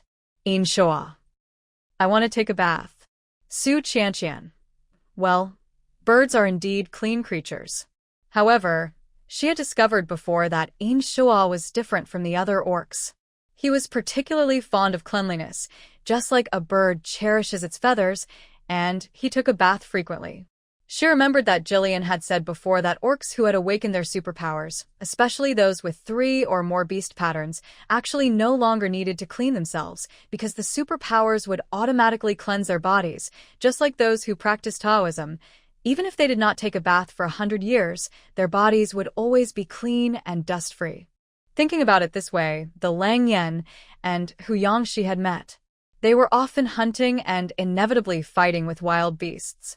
Although they would sometimes be in a mess, their bodies were always clean and their hair was soft and silky, as if they had been regularly cared for. On the other hand, if male or female people without special powers do not clean and bathe regularly, not only will their hair be messy, but they will also have a strong smell in their mouths. Su Qianqian glanced at Inshua's current appearance. He just had some blood on his hands, but he couldn't bear it and wanted to take a shower. But before, she vomited the raw meat she couldn't eat on herself and stabbed him with a knife, making him covered in blood. Could this guy have collapsed in private and was looking for water everywhere to take a shower? Okay. Su Qianqian suppressed her laughter and waved her hand again. Suddenly, a large vat filled with water appeared in the spacious cave. "Go wash. I'll wait for you outside." After saying that, she pressed the switch at the entrance of the cave, and when she was about to go out, she took out a brand new set of animal skin clothes from her storage ring and threw it to him. For birds with mysophobia, they definitely don't want to wear clothes that were soiled from last night's work. The cave slowly closed, and Su Qianqian sincerely sighed that she was such a good person who treated slaves well. Su Qianqian munched on a meat bun and strolled leisurely around the cave.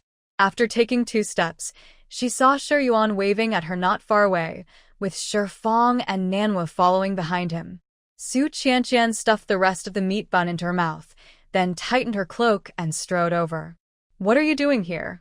Hey, Suma, the sun is shining on you, but why are you just coming out of the cave now? Sure, Yuan teased her as soon as he came up, and he didn't forget to look into her cave. Is there any annoying little goblin hiding in your cave, making you so comfortable that you can't stop and don't want to get up? Su Qianqian raised her hand and nudged him with her elbow, saying, Why, after all the hard work of coming to this city of beasts, you won't let me sleep in? Shi Yuan, stop teasing Sumu. He didn't get a good rest along the way. Now that he has a stable place to live, he deserves a good sleep. Shi Fang said, turning to look at Su Qianqian, and then said, Su Mu, we went to visit West City this morning and decided to join the mercenary team and go hunting with everyone. There are rich rewards. Do you want to join? Hey? Su Qianqian looked at Shi Yuan in confusion. Didn't you want to join the city guards? Why did you change your mind? Shi Yuan's face suddenly turned bitter. I want to do that too.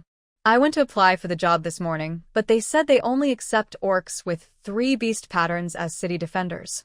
I don't meet the requirements. Okay. Su Qianqian patted Shi Yuan on the shoulder and comforted him. If you work hard in the future, you can also become an orc with 3 beast patterns. Come on, I believe in you. Shi Yuan immediately hugged Su Qianqian's arm with a look of emotion and said, I think you are such a good person, Sumo. Why don't you join our mercenary team? With your storage ability, we will definitely be able to kill people everywhere and earn a lot of beast crystals. With beast crystals, we will never have to worry about food and drink in the future. Su Qianqian thought about it, shook her head and said, I don't want to join the mercenary team yet. Why? Shi Yuan hugged Su Qianqian's arm and asked, Do you dislike us? He finished speaking, Nanwu couldn't help but kick him on the butt. Are you annoying? Su Mu must have something to do in Wanshou City. How can you be so selfish and force him to join our team? Su Qianqian nodded. Yes, Shi Yuan, I'm sorry, I really have other things to do in Wanshou City. I will consider joining your mercenary team in a few days. Well, it's a deal. Shi Yuan then let go of Su Qianqian's arm. If you've thought it over, you must join our mercenary team. Su Qianqian nodded helplessly. Okay, then we'll all leave first. The mercenary team still needs to register us. Shi Yuan waved to Su Yanyan reluctantly. Nan Wu, who was standing next to him, couldn't stand it anymore and kicked him again, urging him. Okay, stop dawdling and hurry up. The group walked further and further away as Su Qianqian watched them. These people are pretty nice. Unlike before in the Grey Wolf tribe, it is very natural to get along with them. I don't have to hide my secrets all day and worry about others discovering my secrets. Maybe, when I have some free time later, I can really try to join their mercenary team and experience it. Su Qianqian sighed in her heart, and when she turned around, she met In Shua's gloomy, handsome face. Who are they? What is your relationship with them? Why did they come to you to join the mercenary team? The series of questions made Su Qianqian a little confused. No. Why did this guy act like he was interrogating a criminal? What do you care about me? They are my friends. Isn't it normal for them to invite me to join the mercenary team? Su Qianqian immediately put her hands on her hips and retorted, Have you forgotten your identity as a slave again? How can you question your master like this? In Shua paused when he heard this, his gaze lingering on her arm that Shi Yuan had hugged for a few seconds. Then he pursed his thin lips and looked away. Su Qianqian snorted, too lazy to pay attention to him, walked past him, and went straight back to the cave. Unexpectedly, the cave had been cleaned thoroughly. The large vat of bath water had been poured out, and the clean vat was neatly placed in the corner. The bed had been made, and the dirty animal skins had been rubbed and washed clean, and were being hung on the vat to dry. After seeing this scene, Su Qianqian felt a little better. She never realized that In Shua had the potential to be a male servant. She curled her lips, turned around, and walked out of the cave. Seeing In Shua standing outside like a quail, with his head lowered, she didn't know what he was thinking. So she threw a piece of dried meat to him and said, Eat quickly, and do something for me after you finish eating. In Shua looked up at her, without asking what she wanted to do, and started eating the jerky obediently. Su Qianqian ignored him and turned to look at the main street at the foot of the mountain where buying and selling activities were taking place in West City. It was already crowded with people and very lively. Thinking of the heavy animal skin bags hanging around the waists of the sea cockroaches yesterday, she became impatient and closed the stone door of the cave and prepared to go down the mountain. Unexpectedly, as soon as they reached the foot of the mountain, they ran into Sia, who introduced the cave to them yesterday. "Hey, young male, are you going to the street again today?" Sia seemed to have taken special care of herself today. Her messy hair was smoothed out, and a milky white hairpin made of polished deer bones was inserted in it. Her cheeks were slightly red as she looked at Su Qianqian, who was walking towards her. Su Qianqian's gaze stayed on the deer bone hairpin on her head for 2 seconds. Then she smiled and said, "Yes, let's go shopping today." Who come and go in Wanshou City are either looking for a job to make a living or are here to exchange supplies. There are almost no ones who stroll around leisurely, like Su Qianqian. However, there are only a few orcs in the city of 10,000 beasts who can produce so much sea crystal sand at once. When she thought of this, Sia's smile became even more enthusiastic. "Well, I thought this is your first time in Wanshou City, so how about I take you for a good tour? Our West City, although it's small, has many fun places." Su Qianqian's smile remained unchanged. "Thank you, but it's okay." "Oh, so that's it." Sia was a little disappointed, but still maintained a smile on her face. But the next second, she saw the man following Su Qianqian without saying a word, and her eyes lit up instantly. "Oh, Where did this male come from? He's so handsome." Sia was like a butterfly seeing a flower. She twisted her fat waist and walked towards Inshua with an unstoppable smile on her face. Inshua took a step back quickly as if facing a formidable enemy and hid behind Su Qianqian. Sia paused with a smile on her face, looked at Inshua, then at Su Qianqian. "Hey, what is your relationship?" Before Su Qianqian could speak, Inshua said, "I am her slave." "Slave?" Sia was shocked and looked at Su Qianqian for confirmation. "Is he really your slave?" Su Qianqian laughed so hard in her heart, but she still answered seriously, "Yes, he is my slave." Sia was immediately disappointed when she heard this. What a pity, a slave cannot be a beastly husband. The 20 or so beastly men in her family, combined, are not even half as good-looking as the man in front of her. Thinking of this, Sia felt even more regretful. She stared at Inshua's handsome face, which was as cold as ice, for several seconds. Then, as if she realized something, she asked suspiciously, "That's not right. If you are a slave, why don't you have the mark of a slave on your face?" After these words were spoken, Su Qianqian, who was originally laughing wildly in her heart, was suddenly stunned. Yes, she almost forgot about the slave mark. Unexpectedly, Inshua just replied calmly, "My slave mark is not on my face, but on my body." "That's right." Sia looked at Inshua's face and nodded thoughtfully. "With a face as beautiful as yours, I wouldn't want to leave a mark on it." Su Qianqian, "No, this is just a gimmick?" She didn't quite understand the rules of branding slaves in their orc world, but Su Qianqian narrowed her eyes slightly and couldn't help but look at Inshua twice more. There was something wrong with this guy. Forget it. Go ahead. I won't keep you any longer." After realizing that Inshua was a slave, Sia no longer had any thoughts and turned her back to leave. "I'd better go back and play with my 20 or so beastly husbands. You guys are too boring." When Su Qianqian heard this, the smile on her face froze instantly. More than 20 beastly husbands. Can she eat it all by herself? Su Qianqian looked at Sia's fat but strong back and was silent for a long time. Finally, she couldn't help but sigh.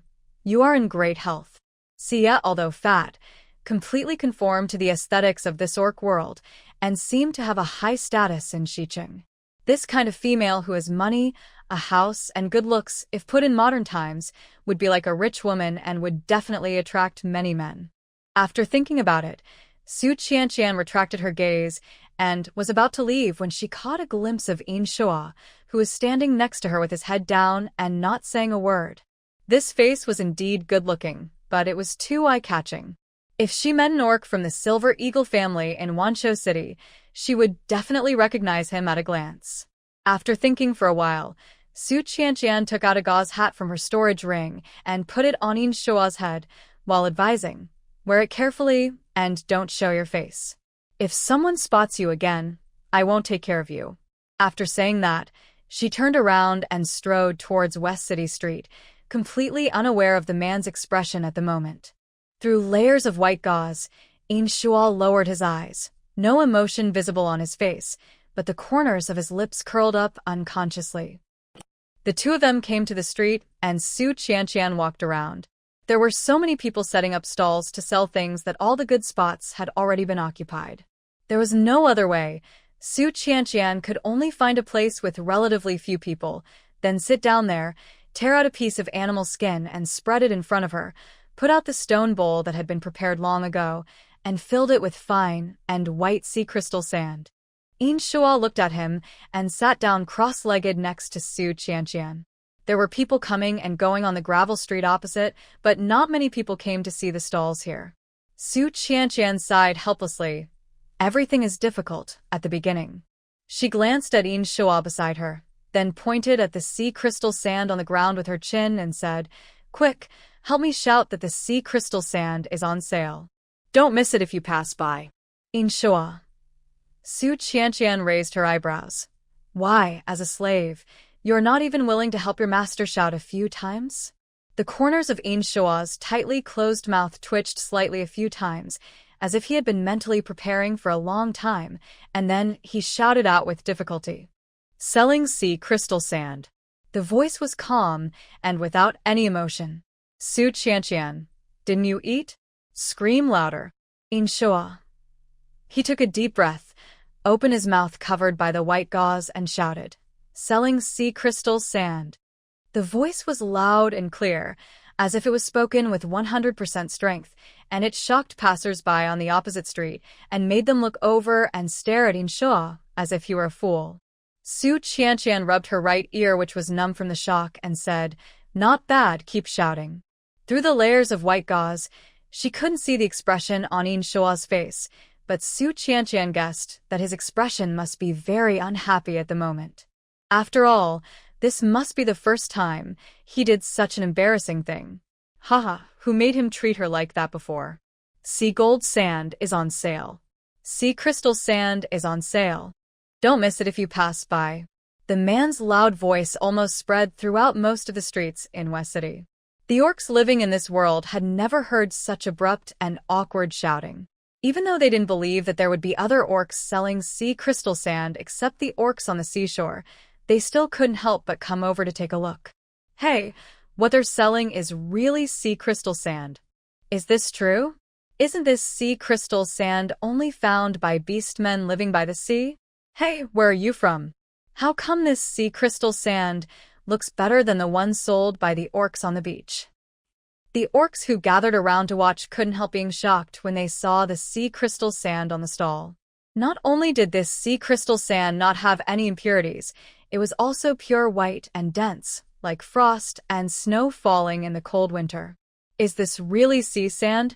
At this time, an old orc who had seen the world came out and said in shock, "This is top-grade sea crystal sand. I have seen it among the mermaids before. It is a treasure presented as a tribute to the Mermaid King. It is rarely seen in a century. Oh my god. This is actually a treasure presented to the Mermaid King. I never thought I would be able to see it in my lifetime. But some people don't believe it. It's impossible. Legend has it that the tribute of the Mermaid King is usually hidden in the Crystal Palace in the deep sea. How could it appear on land? Yes, not every orc can go to the deep sea. There are countless sea monsters in the sea, and the power of the Mermaid King is unfathomable. I heard that in the past, an orc coveted the Mermaid King's treasure and dived into the deep sea to look for the Crystal Palace. Within 2 days, the tide rose and a skeleton with all its bones gnawed washed up. Hiss, so scary. The orc who was listening nearby took a breath of cold air. Su Qianqian was also stunned. Why did the Mermaid King's Crystal Palace sound so similar to the Dragon King's Crystal Palace? Beside him said impatiently, "Have you said enough? Are you going to buy it or not? What are you talking about?" Inshua's bad attitude immediately caused dissatisfaction among the people around him. We haven't even confirmed whether these are real sea crystal sands. Why do you care whether we buy them or not? Su Qianqian immediately said, "This is indeed sea crystal sand. If you don't believe me, you can dip a little in it and taste it. Then let me try it." The skeptical orc immediately bent down, dipped a little with his finger, and put it into his mouth. Hiss, so salty. It's real sea crystal sand. Because of the salty taste, he immediately took off the animal leather bag around his waist and took a sip of water.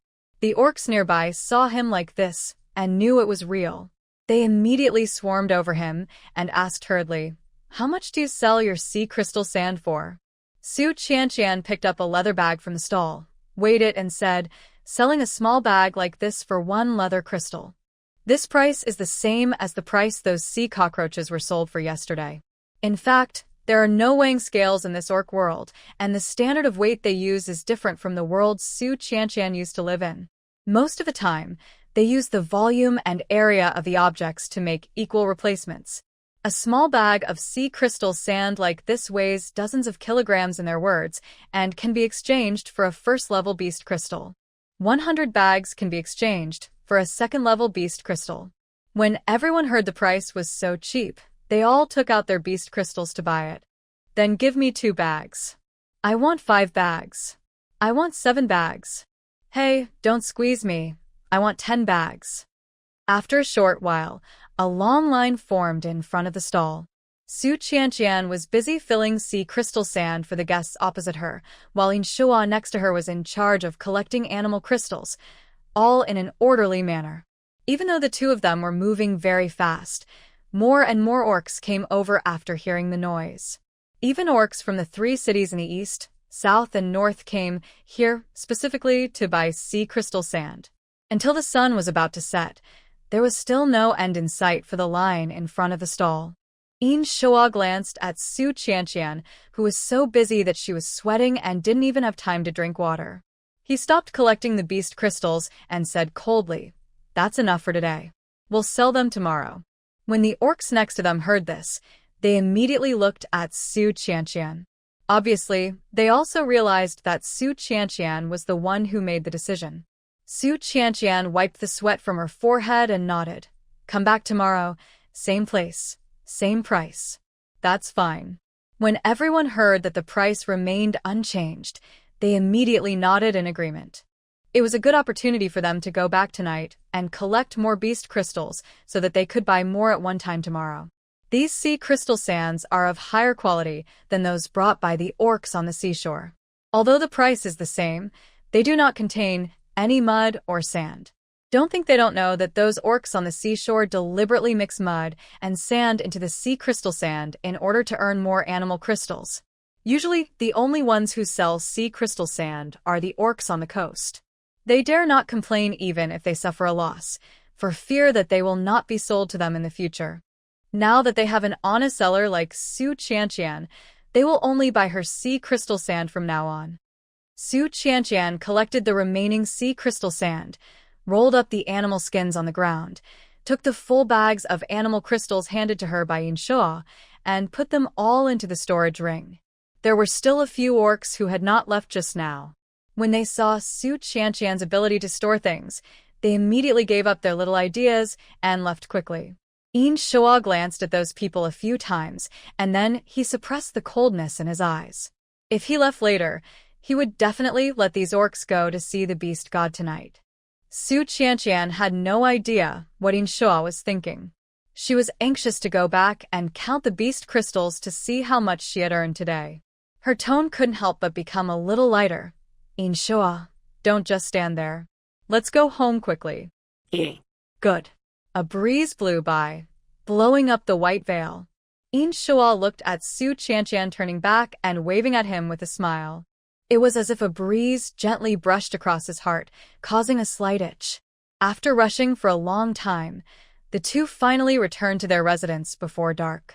As soon as she entered the cave, Su Qianqian couldn't wait to pour the 2 large bags of beast crystals she had earned today onto the bed. Inshua, who was standing next to him, saw this and silently closed the stone door of the cave. 1, 2, 3. 120. Su Qianqian counted with full concentration, and by the end, the smile on her face was getting bigger and bigger. Great, In Shoa, we have earned a total of 131 first-level beast crystals today. One first-level beast crystal can be sold for 200,000 star coins in the plain trading system, so these 131 beast crystals are worth more than 20 million star coins. She is going to be prosperous. Su Qianqian was so excited that she almost jumped up. Seeing her happy expression, In Shuo raised the corners of his lips unconsciously. There are more than just these orcs in Wanshou City. When the orcs in East City, North City, and South City know the news, we will learn more tomorrow. Really? Su Qianqian's eyes lit up immediately after hearing this. Wouldn't the beast crystals she earned tomorrow be able to double again? Mechas, battleships, spiritual fields, and spaces. Just wait, we'll meet soon. Su Qianqian suppressed her inner joy, thinking that after all the beast crystals were sold, she would no longer be short of star coins and could buy whatever she wanted. In Shuo, thank you today. After being happy, Su Qianqian did not forget In Shuo, who had been working hard to help today. They were so busy that day that they didn't even have time to drink a sip of water, especially In Shuo, who was in charge of collecting the money. He had to be extremely alert and not relax for a moment to avoid collecting the wrong amount. Su Qianqian waved her hand, and 2 large plates of roasted crispy meat slices, 2 roasted red fruits, a stack of scallion egg pancakes, and 2 bowls of steaming spiritual rice immediately appeared on the empty stone table. Come and eat together. Su Qianqian took off her cloak and waved to In Shuo.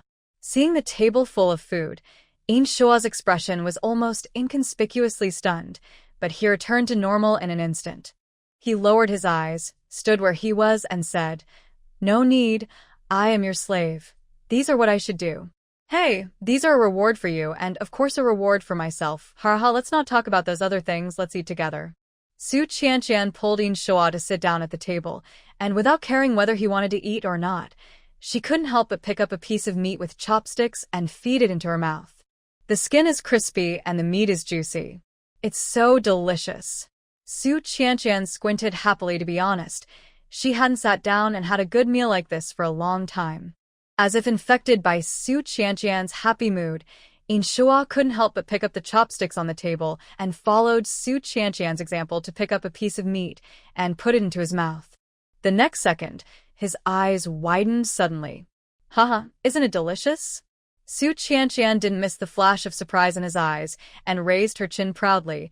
I made all of this by myself. Isn't it amazing? You made it yourself. In Shuo paused, and for a moment he was reluctant to swallow the delicious piece of meat in his mouth. Su Qianqian patted his shoulder and said, "Eat as much as you want. Since you are my slave, you will at least be full. I will never let you become a slave who can't even afford to eat." After eating and drinking, both of them sitting on the stone bench let out a sigh of satisfaction. Su Qianqian touched her round belly, feeling the energy slowly emerging from her lower abdomen. The effect of this spiritual rice was so strong that after eating only a small bowl, she felt her body was filled with endless power. She couldn't help but glance at In Shuo beside her. He was looking at the empty stone bowl, and his slightly hot body made him stunned. This feeling. Why is it the same as eating beast crystal? In Shuo suppressed his surprise, then stood up to clean up the dishes and prepared to take them out to wash. Su Qianqian didn't stop her when she saw this. She had already filled the big vat in the corner with water, enough for several days. After In Shuo came out of the cave, she waved her hand, and the flying ice crystals hit the switch next to her. With a click, the stone door slammed shut. Su Qianqian then took out the bathtub that had been prepared long ago from the storage ring, took off all her clothes and jumped in, while taking out the toiletries she had bought earlier, and leisurely began to take a bath. After more than half an hour had passed, she slowly put on her cool summer suspender pajamas, wiped her half-dry hair, and walked over to open the stone door. Unexpectedly, she did not see In Shuo, who was waiting outside anxiously. Instead, he was leaning against the stone wall patiently, looking up at the bright moon in the sky, not moving at all, and no one knew how long he had been sitting there. Seeing Su Qianqian coming out, he was stunned for a moment. Then he reacted, immediately stood up and pushed Su Qianqian back into the cave. "You don't come out, I'll help you pour the bath water." After saying that, he lowered his head and walked into the cave, picked up the man-high bathing bucket with one hand, and ran out of the cave as if escaping. But the red tips of his ears did not escape Su Qianqian's eyes. She subconsciously looked at her pajamas. The silk satin was light and breathable, and the delicate and fair luster of her skin was faintly revealed under the moonlight, which looked pleasing to the eye. Su Qianqian couldn't help but curl her lips and slowly returned to the cave. She first took out a first-level beast crystal, held it in her palm, and began to absorb it. In less than 2 minutes, the beast crystal in the palm of his hand turned into an ordinary crystal without any luster. Su Liangyan Juliet her lips. As expected, the energy that a first-level beast crystal could provide her was already negligible.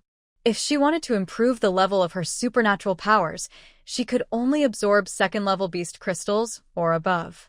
But it's okay. Take it slow and earn more beast crystals, sell some of them to the plain trading system, and use some of them to exchange for higher-level beast crystals.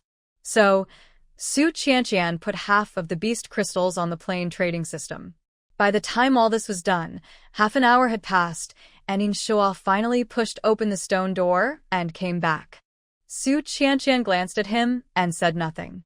She climbed onto the stone bed, lay down, closed her eyes, and began to sleep. Inshua quietly placed the bathtub in the corner of the cave. Seeing Su Qianqian lie down and sleep without saying a word, he stood there in a daze for a moment, not knowing what to do.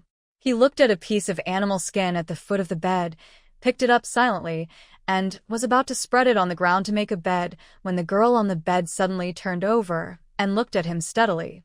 "Do you still want to sleep on the ground tonight?" The girl was very close, her body still smelling of the fresh scent of a bath. Her fair and clear face was within reach, and her beautiful eyes, as bright as stars, were staring at him without blinking. Her eyes were deep and bottomless, as if one more look could suck people in. Inshua's throat rolled unconsciously, and then he suddenly lowered his head, avoiding her sight, and uttered a low voice. "Yes. I'll just sleep on the floor." "Is that so?" Su Qianqian rested her chin on her hand and muttered, "I was just wondering if you're willing to enter the pet space." "What? Space?" Inshua seemed to have just come back to his senses from his previous days and was unable to react for a moment. "So, you don't know what that place is?" Su Qianqian narrowed her eyes slightly and changed her words. "The place you were staying before was the storage space transformed by my supernatural power." After a pause, she added, "Oh, maybe because I'm a female, the beast god favors me, so my space is more powerful than your male's. Not only can it hold things, but also living people. So, do you want to go in and rest for a while?" Inshua shook his head decisively. "No. Why?" Su Qianqian asked subconsciously. Fear. "Fear? Although your space is very comfortable, I don't want to go in." Inshua lowered his eyes, as if recalling something. "In there seems to be a very strong force that makes it impossible for me to break free. It's very tormenting and suffocating. So, I don't want to stay in there." Shuqianqian. Okay.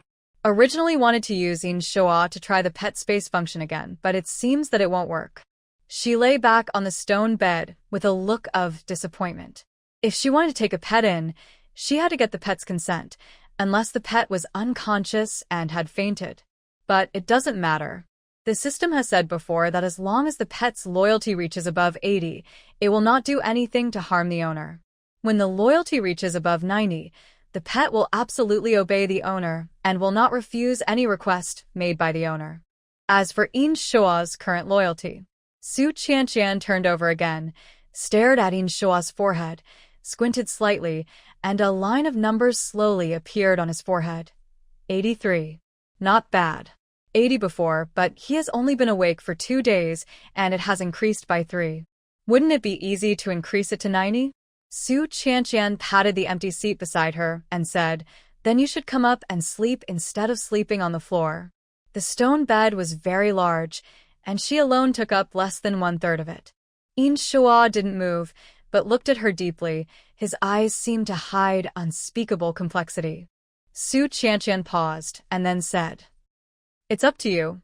You can sleep on the floor if you want." Before he finished speaking, the man leaned forward and climbed onto the bed decisively. Su Qianqian, the speed is really fast. However, after getting on the bed, Inshua just lay on his side next to the edge of the bed, folded his arms and curled up into a ball, with almost a person's space between the two of them. Su Qianqian was somewhat helpless and smiled.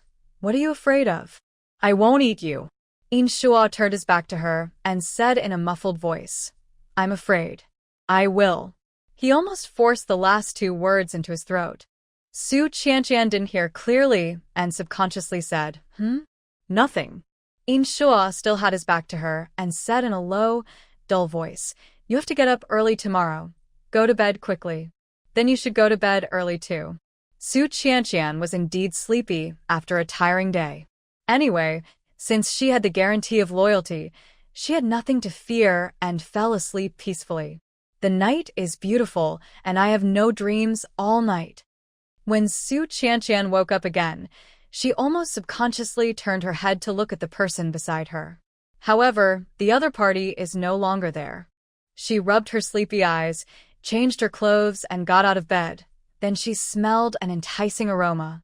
She looked over and saw that 2 roasted red fruits, which were fragrant and scorched, had been placed on the stone table in the cave at some point. They looked very tempting. The animal skin coat she wore yesterday was hanging on the large vat next to it. It had been rubbed and washed clean. Su Qianqian couldn't help but be stunned. Who did all this? At this time, the stone door was pushed open and Inshua walked in from outside, holding a basin of clean water in his hand. There was also a piece of animal skin towel on the edge of the basin, which seemed to be used for wiping the face. He walked straight over, put the basin in front of Su Qianqian, then squatted down, wrung out the towel, and handed it to Su Qianqian. Su Qianqian still didn't react and asked in confusion, "What are you doing?" "Serve the master," Inshua said expressionlessly. "Isn't this what a slave should do?" Su Qianqian, "You are right." She reached out to take the towel handed to her by Inshua and quickly wiped her face twice, as if to escape. In her previous world, this was not called a slave, but a male servant. Su Qianqian couldn't help but look around the cave again. Not only were there roasted red fruits and cleaned animal skins, but he also cleaned the entire cave, and the ground was so clean that there was not even a speck of dust. This guy gets up early and works late just to do this? Su Qianqian was speechless for a moment. Well, let him do what he likes. After quickly washing up, Su Qianqian picked up the red fruits roasted by Inshua and started eating them. It turned out that they tasted quite good. While eating, she walked out of the cave and looked at the street below the mountain. It was crowded with people. The place where she sold sea crystal sand yesterday was almost surrounded by people. The number of people coming today is indeed several times that of yesterday. Su Qianqian quickened her pace, finished the red fruit in 2 or 3 bites, and then called Inshua to go down the mountain together. As soon as she arrived on the street, Su Qianqian experienced more clearly what a sea of people meant. The bustling crowd made it almost suffocating for her. Here he comes. Here he comes. He's finally here. I've been lining up since daybreak. I want to buy a lot of sea crystal sand today. Don't let anyone snatch it from me. Me too. Almost instantly, Su Qianqian was surrounded by the crowd, and everyone was scrambling to buy sea crystal sand. Don't be anxious, come one by one. Su Qianqian comforted the crowd while constantly taking out the sea crystal sand that she had prepared in advance from her storage ring. Just like yesterday, she was responsible for selling sea crystal sand, and Inshua was responsible for collecting beast crystals. The two of them worked together, and everything went on in an orderly manner. Before noon, Su Qianqian saw that Inshua already had several animal skin bags in his hands. The animal crystals he earned today were probably several times more than yesterday. Just as Su Qianqian was immersed in this joy, a team of city guards ran over with a ferocious look and kicked over the stall on the ground.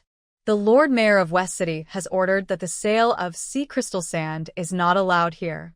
Su Qianqian looked at the salt spilled all over the ground and suddenly became angry. What order? Why can't we sell sea crystal sand? Everyone saw that the city guards were a little scared at first, but when they saw Su Qianqian asking fearlessly, they all started to speak up. Yes, why doesn't the mayor of West City allow the sale of sea crystal sand? Because you have affected the traffic in West City. This street belongs to Wanzhou City, not just your street. The city guard said as a matter of course. Su Qianqian was speechless. This was a beastly world. How could there still be people like the urban management officers?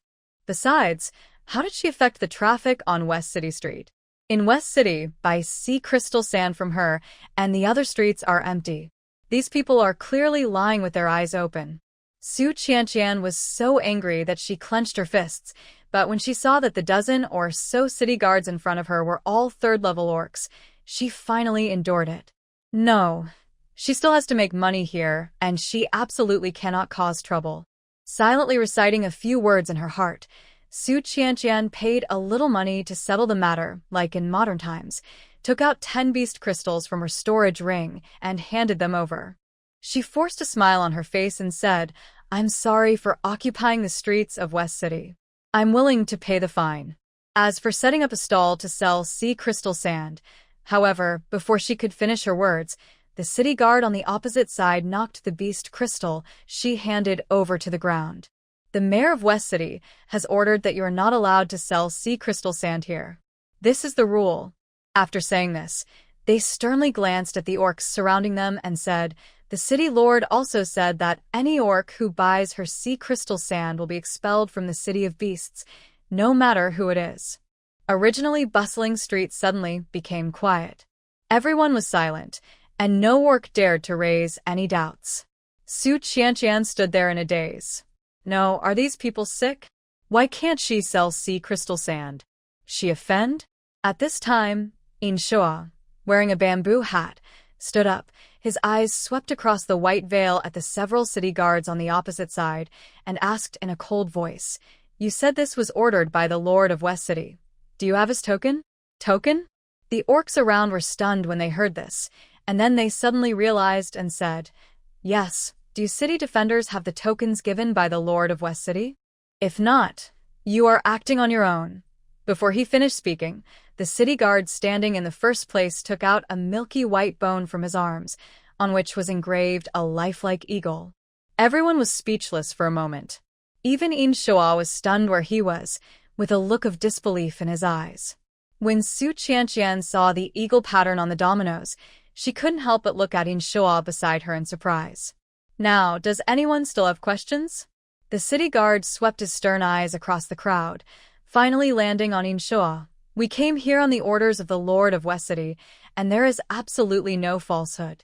Su Qianqian secretly observed the several city guards on the opposite side. She saw that they looked cold and stern, and seemed to be doing exactly what she was told. She had just arrived in Wanzhou City, so it was impossible for her to offend anyone, and even more impossible for her to provoke the Lord of West City. The only possible reason was, some people were jealous of her making money selling sea crystal sand and secretly made some moves. Su Qianqian took a deep breath, pressed In Shua's clenched fist, forced a smile on her face again, and said to the city guards, Okay, I understand. Since it is the order of the West City Lord, then we will not sell sea crystal sand here. After saying that, she decisively collected the sea crystal sand and animal skins on the ground and stuffed them all into the storage ring. When the city guards saw that she had the ability to store objects, their ferocious expressions softened a little and they said, We are just following orders. Hope you understand. I understand. Su Qianqian smiled slightly, but there was no smile in her eyes. After a few city guards left, the orcs that had originally gathered in front of the stalls gradually dispersed, and the bustling streets suddenly became deserted. Su Qianqian was holding a bag of animal skins in her hand. While weighing the animal crystals she had sold today, she casually asked In Shua beside her, In Shua, how many animal patterns does the mayor of West City have? He is Shua answered subconsciously, but then he seemed to realize something and changed his tone. How do I know how many beast patterns he has? Su Qianqian, the guy who is slow to react. It's okay if you don't know. She flipped her fingers, and several bulging animal skin bags were put into the storage ring. Let's go to East City. Xiqing won't sell it, right? Then she'll go somewhere else. East City street corner. As soon as Su Qianqian set up her stall, the orcs who had heard the noise came running to line up.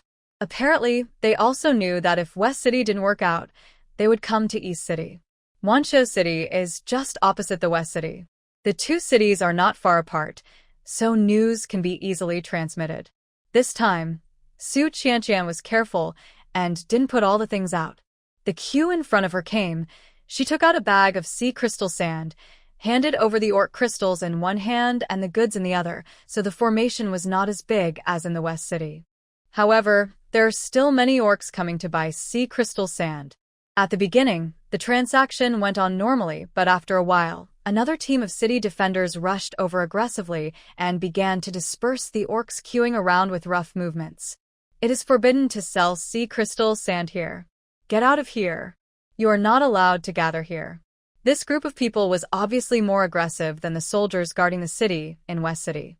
Su Qianqian crossed her arms and sneered. Where are you from? Why don't you allow me to sell sea crystal sand? The city guard took out a piece of exquisite bone tablet with ease and said, Here is the city lord's token. We are here on the orders of the East City Lord. The sale of sea crystal sand is prohibited here. Those who violate the order will be expelled from the City of Beasts. Exactly the same rhetoric. Su Qianqian sneered in her heart. As expected, someone was secretly plotting against her. She glanced at the token. The pattern engraved on it was a lion. The one in the West City was an eagle, and the one in the East City was a lion. It seemed that these city lords had a good relationship with each other privately. Su Qianqian retracted her gaze, threw the remaining sea crystal sand in her hand into the storage ring, then raised her chin to Shua beside her and said, Let's go, Shua. Only after the two of them had completely left did the city guards leave, and the bustling streets became deserted again. Are you leaving just like that? Shua was obviously unconvinced. Through the white gauze, he glanced coldly at the backs of the city guards. Of course we can't just let it go like this. Su Qianqian sneered. Don't make it public. Let's get out of the city first. Leaving the city?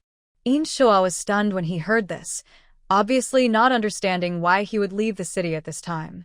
But seeing the calm look on Su Qianqian's face, he chose to believe it and didn't ask any more questions. The two did not return to West City, but left Wanshou City directly from the gate of East City. I don't know if it was a coincidence, but there were no orcs guarding the gate of East City.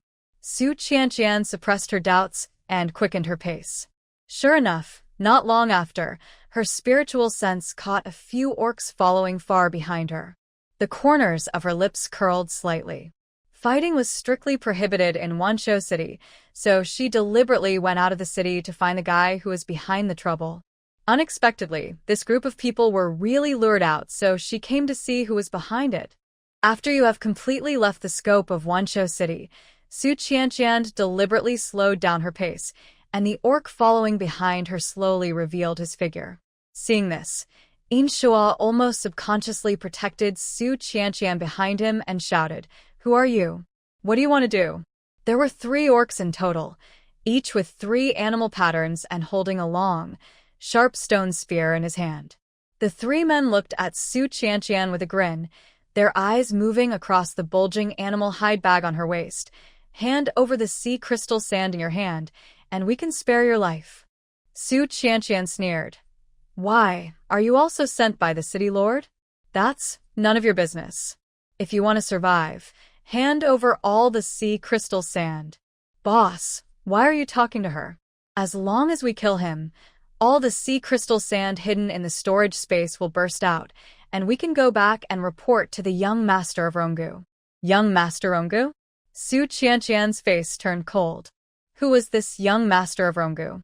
What was his relationship with the mayors of West City and East City? Shua beside her seemed to know her doubts and lowered his voice and said, Rongu is the son of the Lord of East City, and the orc who will inherit the position of Lord of East City in the future. It turns out that this guy was the one who did all this. Su Qianqian suppressed her smile, and an icicle gradually condensed in the palm of her right hand. She stared coldly at the orcs opposite her and said, "You are no match for my sea crystal sand. Go away. Go back and tell your young master Rongu that if he wants the sea crystal sand, tell him to come see me." They didn't expect Su Qianqian to be so arrogant, and they were a little angry. But when they saw the ice cone condensed in Su Qianqian's hand, they were a little scared. How could this be different from what he said before? Could this guy have more than one superpower? A moment, there was a hint of fear in the eyes of several people when they looked at Su Qianqian.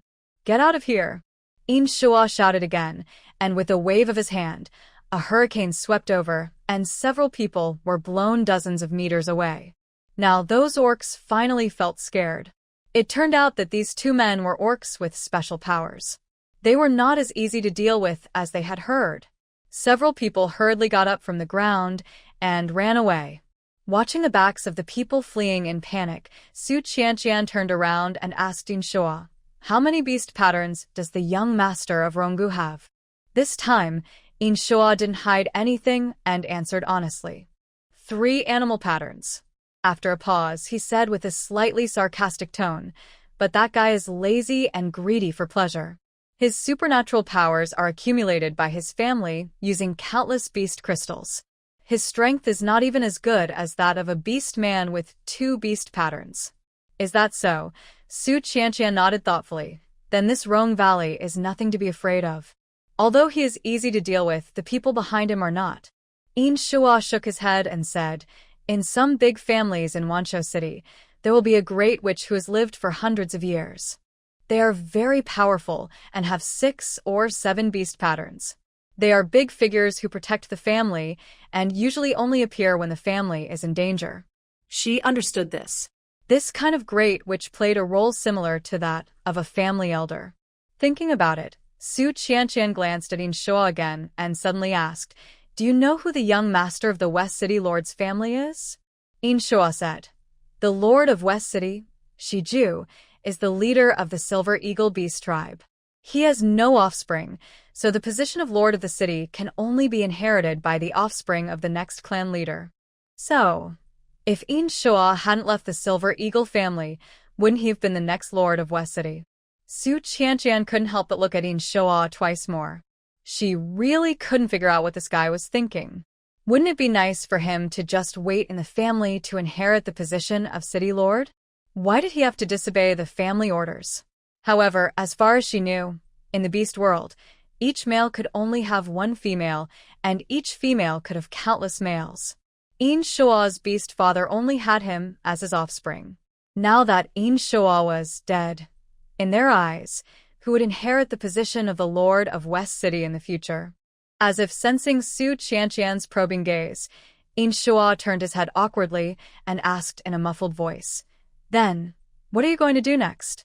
Are you going to give up selling sea crystal sand?" Su Qianqian retracted her gaze and curled the corners of her lips slightly.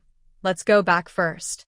After saying that, she raised her leg and walked towards the city of beasts.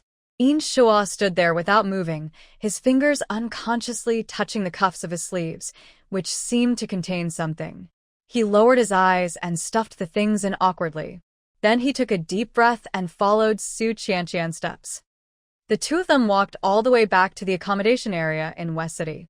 However, just when they reached the foot of the mountain, Bobcat suddenly appeared, looking particularly nervous. "Do and go back. Someone brought a lot of orcs to the cave where you live this morning. They seem to be searching for something." Su Qianqian was stunned when she heard this, and instantly became furious. These guys are too arrogant. They actually trespassed into other people's caves. "Hey, you guys are finally back." At this time, Sia also ran out, pulled Su Qianqian and said, "How did you offend the little bully from the East City Lord's family? He sent people this morning to ask about your residence and almost smashed my house." Hearing this, Su Qianqian smiled bitterly with a hint of apology. "I'm sorry, Sia, I've caused you trouble. They came here for the sea crystal sand." "What?" Sia slapped her thigh. "This is bad. That little bully is a man who will not give up until he achieves his goal. He has set his eyes on the sea crystal sand in your hand. Even if you don't die, you will be skinned alive. She stared at Su Qianqian's face with infinite regret, shook her head and said, Su Mu, you should quickly go and give in to that little bully and ask him to spare your life. Otherwise, with his strength, he will definitely make it impossible for you to stay in Wanzhou City. Su Qianqian frowned slightly. Such a lawless guy, is there no one who can control him? She thought of the giant horned python on the dominoes and couldn't help asking, where's the Lord of the City of Beasts? Is he ignoring all this?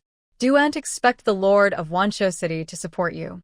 Xia shook her head and said, that Lord hasn't shown up for several years. Now all matters in Wanzhou City are controlled by the 4 small lords.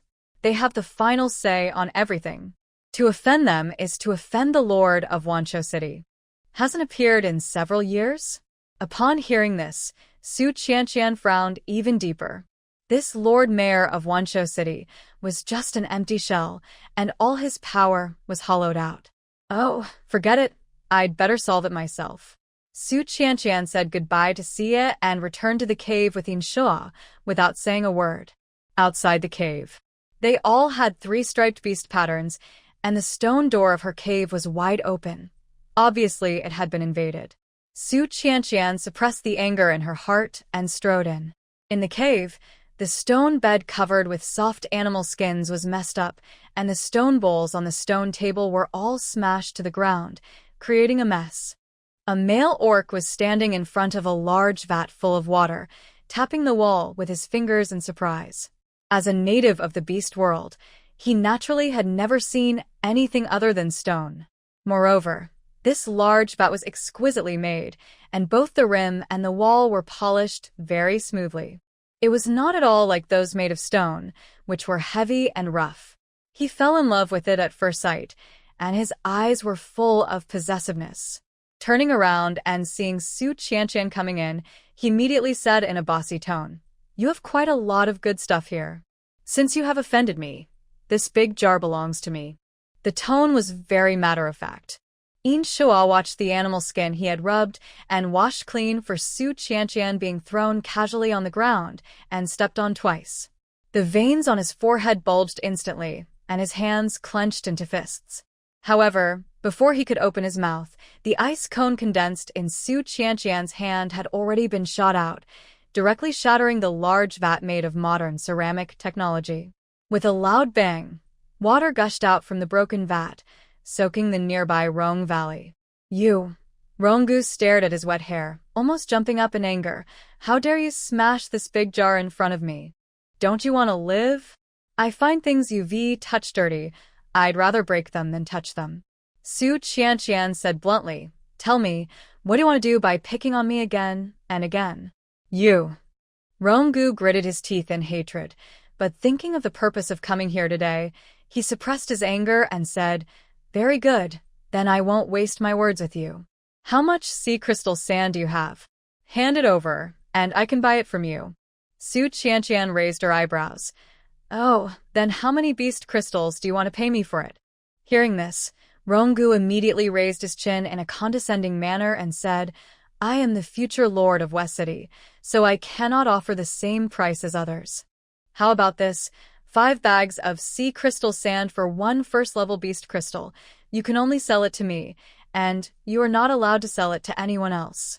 This price is already a special favor for me. If it was those seaside orcs, they would not be able to get this price. Su Qianqian was almost amused by these words. 5 bags of sea crystal sand for 1 first-level beast crystal. Is this called special favor?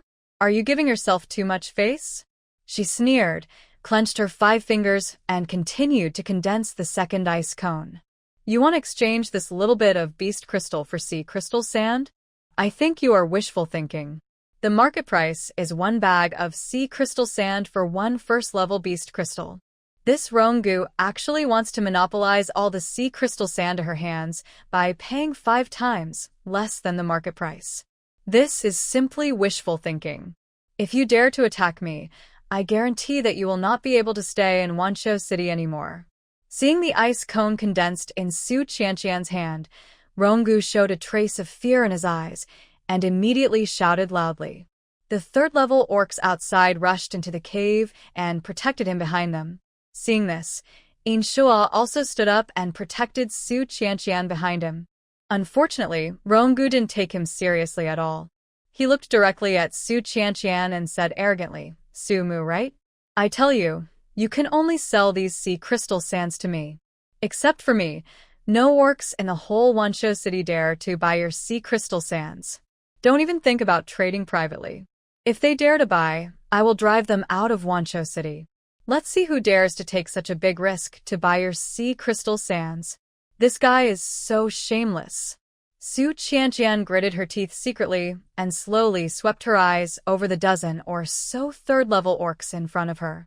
Although her current supernatural power level was also third level, if she really went against these guys, she would not be without the ability to fight. The only thing she was afraid of was the great wizard hiding behind her. Rongu, this jumping clown, is nothing to be afraid of, but if she takes action now, there is no guarantee that the Great Witch will suddenly appear. Thinking of the golden feather arrow that fell from the sky before, Su Qianqian was still a little scared. If only she were stronger, she wouldn't have to be afraid of those people. At this moment, the mechanical sound of the plane trading system suddenly rang in my ears. Ding. The auction will start at 12 a.m. tonight. Please be ready. Su Qianqian was stunned, and the ice cone in her hand instantly turned into nothingness. No, the auction is about to start? Why is it so sudden? She suppressed her excitement and quickly called out the panel of the plane trading system to check. She had to say that this system was really thoughtful and would actually send a message to remind people that the auction was about to begin. There was a whirlpool-like entrance on the interface of the prompt message. It was dark and gloomy. It was the entrance to the auction. There was also a thoughtful reminder below. Note, due to the huge time difference between planes, once entering the auction, the host will cut off all connections with the plane it is in and will not be affected by the time and space of the plane. Please enter with caution. What does this mean? Su Qianqian was stunned.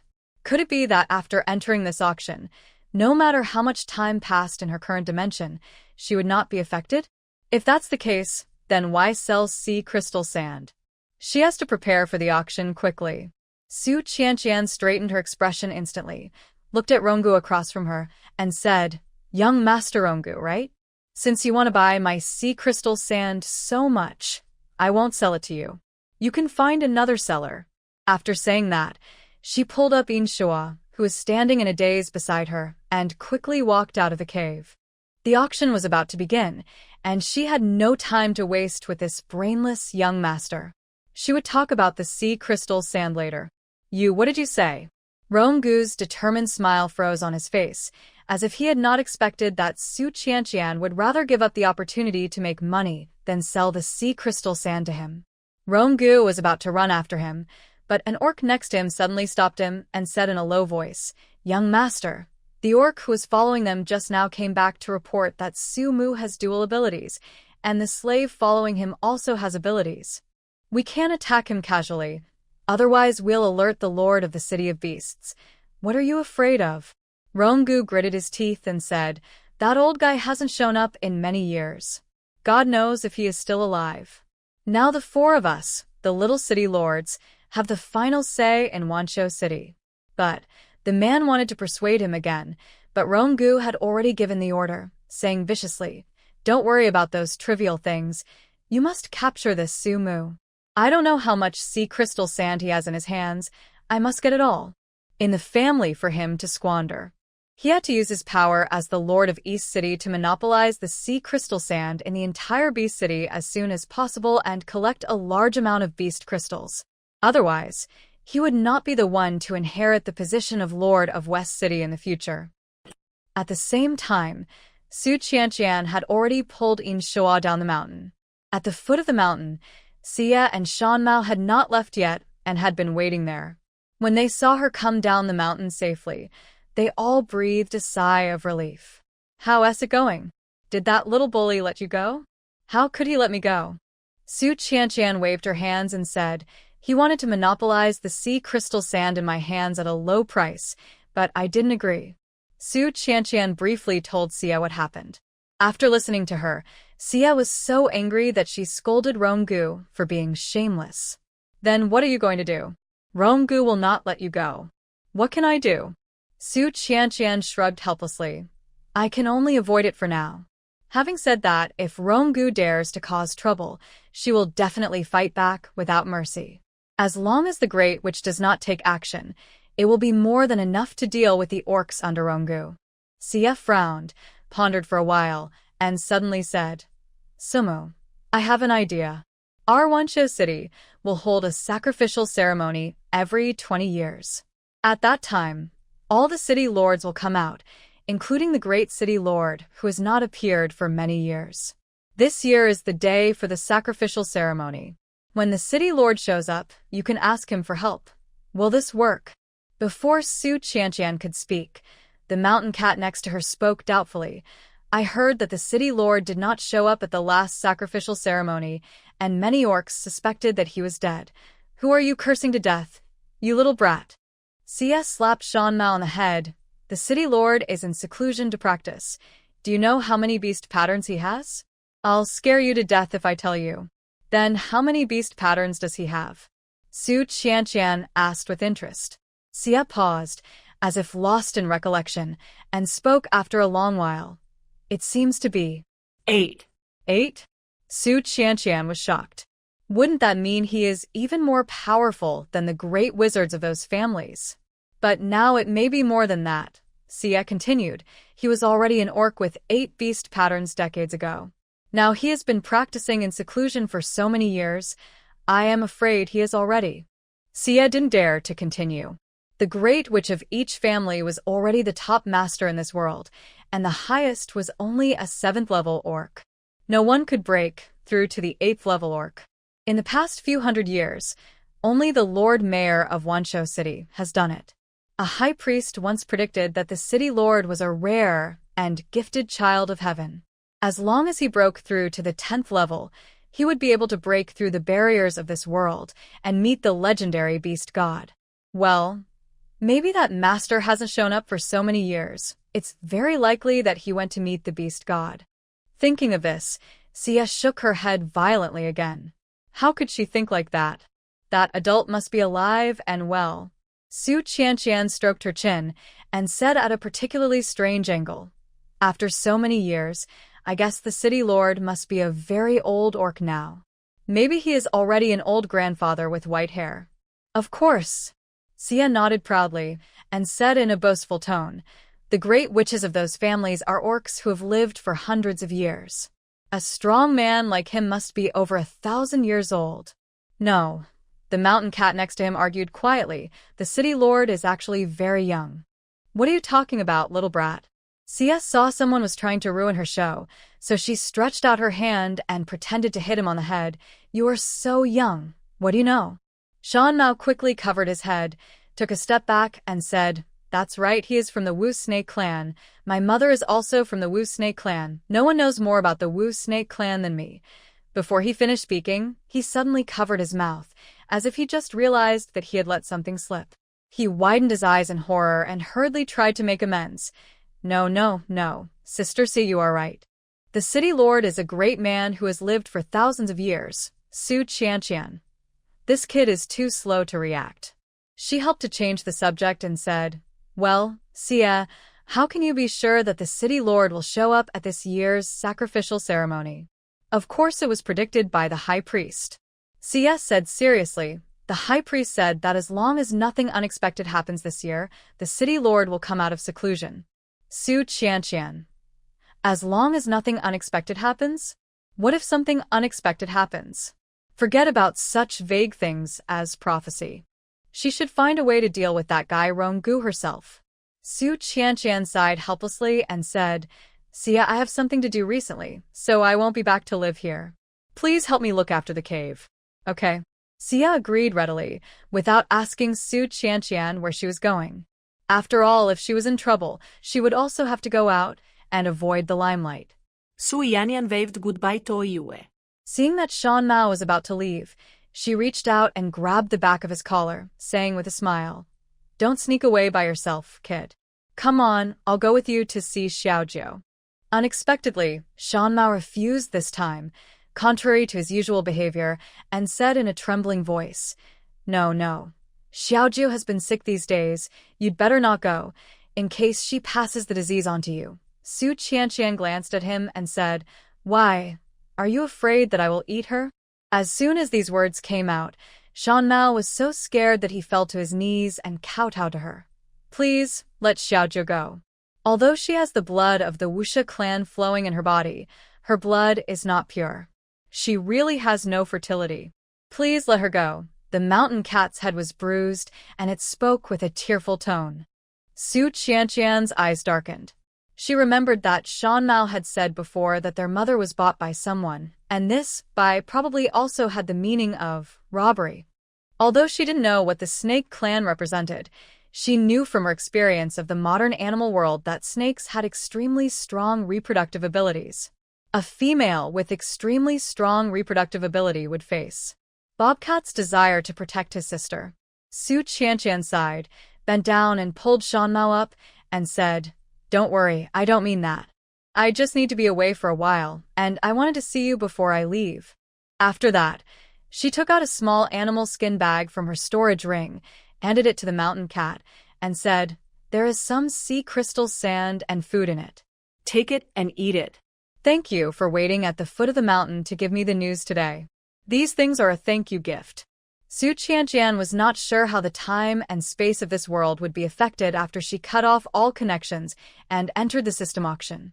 She also didn't know how many days she would be gone, so she thought of leaving some food for Bobcat and the others. But since the mountain cat is so scared, she will just not see Xiaojiu. After all, her current identity is a male. Su Qianqian stood up and prepared to leave. Shan Mao suddenly asked in a low voice, Where are you going?" "Of course I went out to hide." Su Qianqian made up a random excuse. "You also know that Ronggu has set his eyes on the sea crystal sand in my hand and will not let me go." Shan Mao pursed his pale lips, was silent for a while, and then said, "In 2 months at the latest, the city lord will show up. You just need to wait until then, and you can ask him for justice." Su Qianqian raised her eyebrows. "How can you be so sure?" The mountain cat lowered his head, but said with great certainty, "I am sure. Don't forget, I also have half of the blood of the vulture in my body." After saying this, as if afraid that Su Qianqian would ask more questions, he picked up the animal skin bag, turned around, and ran away.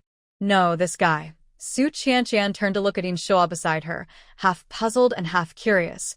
"Is what he said true? Will your city lord really show up at this year's sacrificial ceremony?" Inshua shook his head. "I'm not sure either.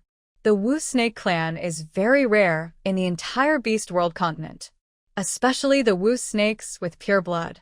They are the only beast men in the entire continent that have the ability to turn into dragons. Maybe there is some kind of connection between their bloodlines. From a jiao to a dragon?" Su Qianqian was stunned for a moment, thinking of the giant python with sharp horns on the dominoes, and couldn't help asking, "Then are there dragons in this world?" Inshua gave her a strange look. "How is that possible? The dragon race is a legendary race of gods, and they disappeared thousands of years ago." "Well, another legend. It is estimated that this dragon clan is just like the beast god. Both of them are illusory existences." Inshua stroked his sleeves, looked at Su Qianqian, who was looking down in thought, and asked awkwardly, "Well, you just said you were going to be away for a while. Where are you going?" Su Qianqian immediately came back to her senses after hearing this and said with a smile, "Didn't I just tell you to go out and avoid the limelight? Don't fool me. You are not afraid of them at all." Inshua glanced at her, then quickly lowered his head and said in a muffled voice, "Can you please don't leave?" There was a hint of pleading in his tone. Hearing this, Su Qianqian couldn't help but look at him in surprise. "No. Why did this guy look so pitiful, as if he was about to be abandoned?" She said helplessly, "Inshua, I'm not leaving. I'm just leaving temporarily to do something." "What's the matter?" Inshua stared at her stubbornly. "Don't worry about that." She couldn't say that she was going to attend the auction held by the plane system, right? When will you be back? Su Qianqian. That God knows how long the auction will last. This is also her first time going there. After all, you just want to leave me behind. Yin Shuo lowered his head, his voice full of infinite grievance. Su Qianqian looked up at the sky speechlessly. This guy might not have lost his memory, but was just mentally stupid. Why did he always have such a pitiful, helpless, and weak expression recently? She simply patted the storage bag on her waist and said helplessly, "If you are afraid that I will abandon you, then stay in my storage space." Seeing Su Qianqian's helpless compromise, Yin Shuo's lips curled up unconsciously, but he still said stubbornly, "I don't want to go in. If I go in, I won't be able to see you anymore." He didn't say the second half of the sentence, only saying, "As long as you don't abandon me, I can go anywhere." Okay. Su Qianqian nodded indifferently, "But I have important things to do in the next few days. You must enter the space tonight. I will let you out after I finish my business." "Okay, whatever you say goes." Yin Shuo nodded obediently, which was rare. After saying that, he subconsciously touched his cuffs and asked, "Are you leaving tonight?" Su Qianqian nodded. "Then you wait for me at the city gate. I'm going to buy some things in the city, and we'll be back soon." After Yin Shuo finished speaking, he ran into the city without waiting for Su Qianqian to answer, as if he had something urgent to do, and ran faster than the mountain cat just now. Watching Yin Shuo running away, Su Qianqian couldn't help but frown suspiciously. Why has this guy been acting so strangely lately? Could he be up to something bad? Forget it. I'll interrogate him thoroughly when he comes back. Su Qianqian sighed, took out her cell phone, and checked the time. It was a little after 5 in the afternoon, and there was still a long time until midnight, so she decided to go to the city gate and wait for him. As agreed, Su Qianqian prepared to go to the city gate of West City to wait for Yin Shuo. Today, the West City Gate was the same as the East City Gate before. There was not a single orc responsible for guarding the city. Su Qianqian felt confused, but didn't think too much about it. Instead, she found a corner, sat down, and began to wait. It was boring to wait around, so she simply opened the plane trading system to see how the beast crystals were selling. Unexpectedly, all the beast crystals she put on the shelves last night were sold out. In the lower right corner, the system is prompting her to restock as soon as possible.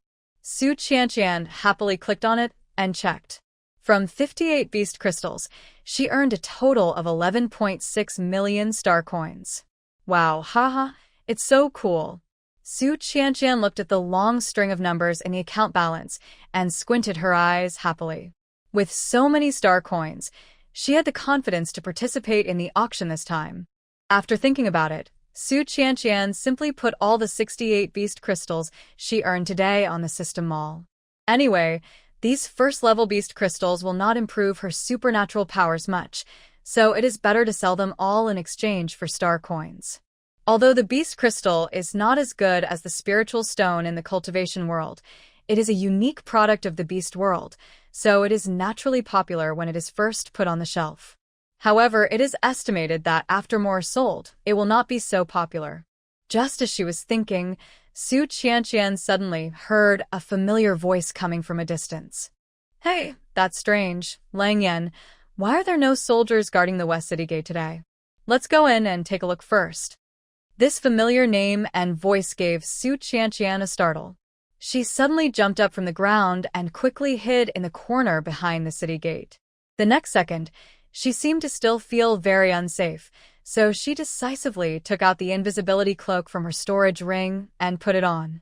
1 second after the figure disappeared, Lang Yan paused as he stepped into the city gate, and his gray-blue eyes suddenly glanced over. "What's wrong, Lang Yan?" Hey Mu beside him looked in the direction he was looking, puzzled. "It's okay." After a long while, Lang Yan retracted his gaze, and a helpless smile appeared on the corner of his lips. "I smelled a familiar smell. Maybe it was my illusion." "Smell?" Heimu leaned forward and sniffed, but smelled nothing. He couldn't help but said helplessly, "Lang Yan, are you thinking about her again? Let's go." Lang Yan strode into the city gate. "Hey, don't walk so fast, wait for me." Mu quickly chased after him, saying, "We have been following the scent for more than 2 months, and we have found Shura's body, but we can't find the little female. Hey, do you think she has come to Wancho City as well?" The two people gradually faded away, and Su Qianqian slowly walked out from the corner, her fingers still unconsciously grasping the corner of the invisibility cloak. They found Shura's Body?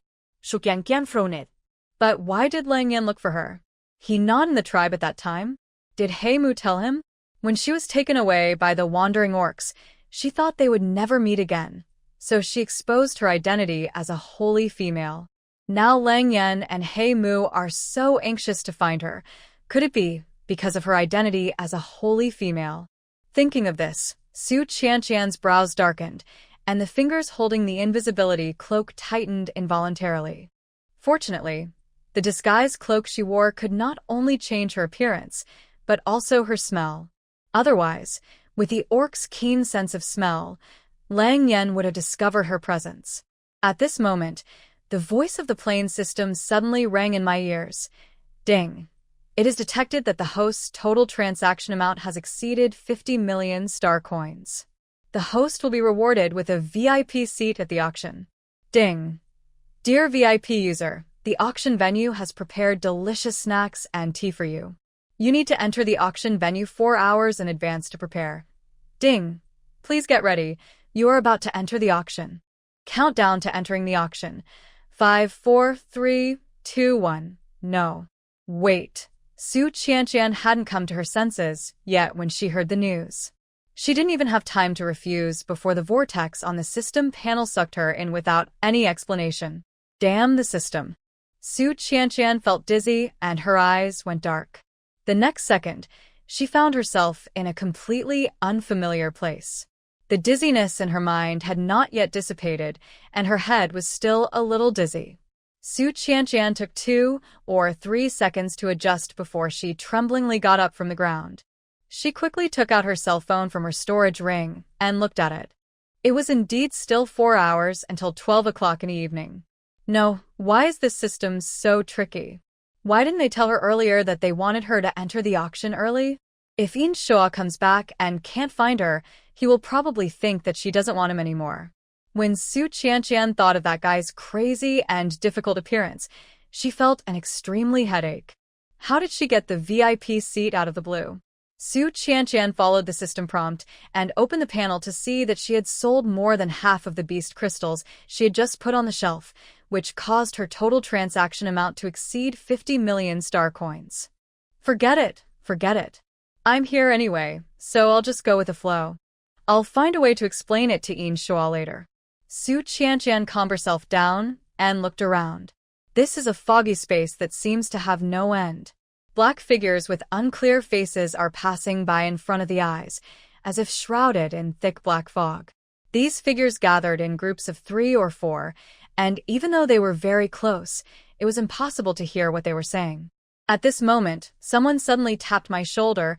Hey, don't be stupid, hurry up and line up for security check. There will be more people coming later. Security check? Su Qianqian turned her head subconsciously, only to see that the person who patted her shoulder was also a black figure whose face could not be seen clearly. But this figure is rather slender, and it can be seen that it is a woman. This is probably a protection mechanism of the system auction. No matter who comes here, their faces and figures will be blurred, making it impossible to recognize them. Otherwise, if someone buys something rare at the auction, it will make people miss it and easily make enemies. Su Qianqian estimated that she should appear as this kind of black figure in the eyes of others.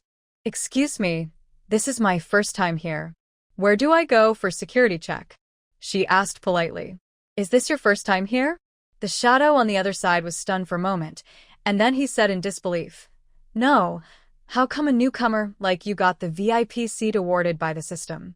This is unscientific. Su Qianqian scratched her head embarrassedly. Hee, I'm lucky. The person opposite her looked at her silently for a few seconds, but could not see anything through the thick black fog.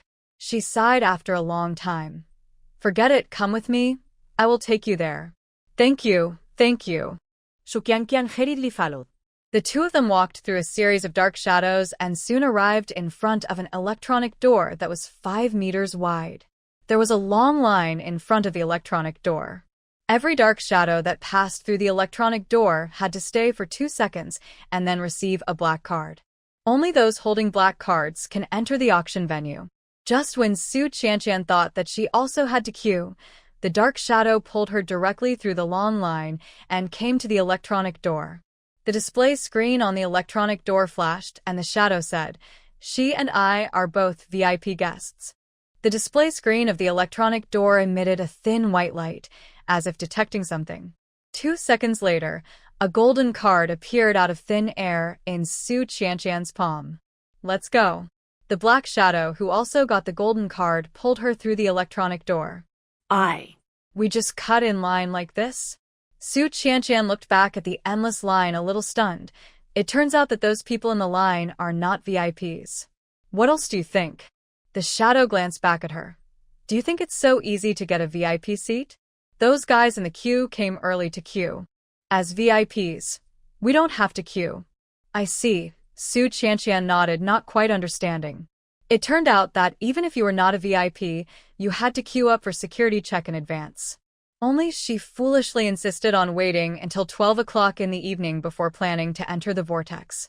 Following the black shadow through this foggy space, Su Qianqian soon saw a very grand and huge auction venue appear in front of her. Entire auction venues seemed to appear out of thin air in this foggy space, giving off an indescribable sense of weirdness and unreality. "These are all illusions," the dark shadow next to him explained. Su Qianqian nodded in understanding and followed her into the venue. The huge venue, there was not a single staff member to maintain discipline and security, but the dark figures who entered the venue found seats and sat down in an orderly manner and then waited quietly for the auction to begin. Entire venue was eerily quiet. Su Qianqian spotted a spot in the center of the venue and was about to go over when a dark figure next to her grabbed her and said helplessly, "This is really your first time here, and you don't know anything. Since we are VIP guests, we naturally have exclusive VIP seats." After saying that, he pulled her across the meeting room on the first floor and went straight to the second floor. Su Qianqian scratched her head a little embarrassedly, and now she felt that she had never seen the world. To be honest, even in her previous life, she had never participated in such a high-end auction. Auctions are attended by wealthy people, and in her previous life, she was just a poor worker who had just graduated. Compared to the hall seats on the first floor, the second floor is filled with rows of VIP boxes. The black shadow randomly picked a box at the corner, showed the golden card in his hand, and the door of the box opened.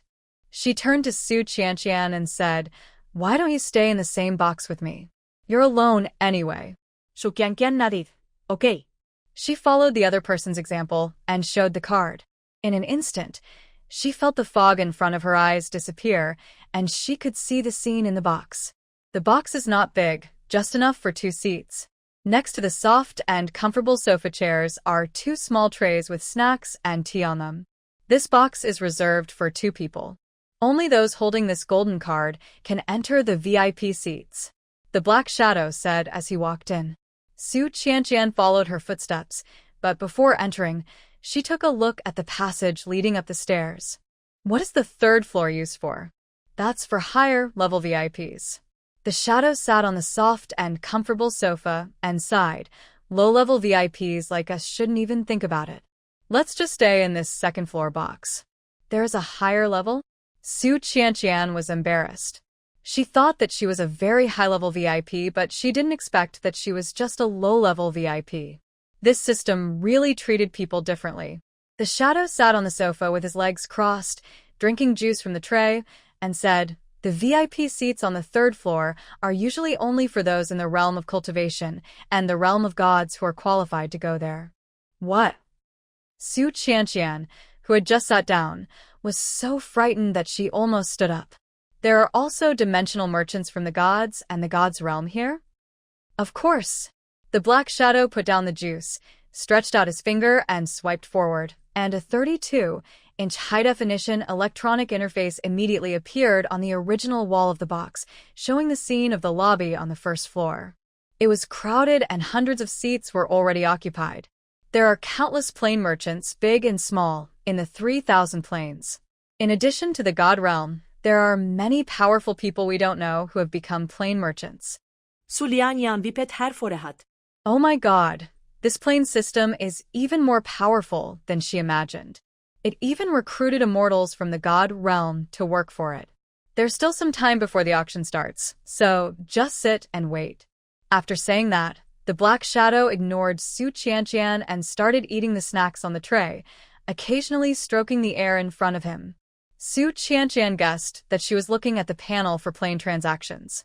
She subconsciously took out her cell phone to check the time, only to find that the time displayed on the phone was the same as when she came in, not even a second. Is this what the system meant when it said that the main body will cut off all ties with the plane it is in after entering? Su Qianqian covered her face helplessly.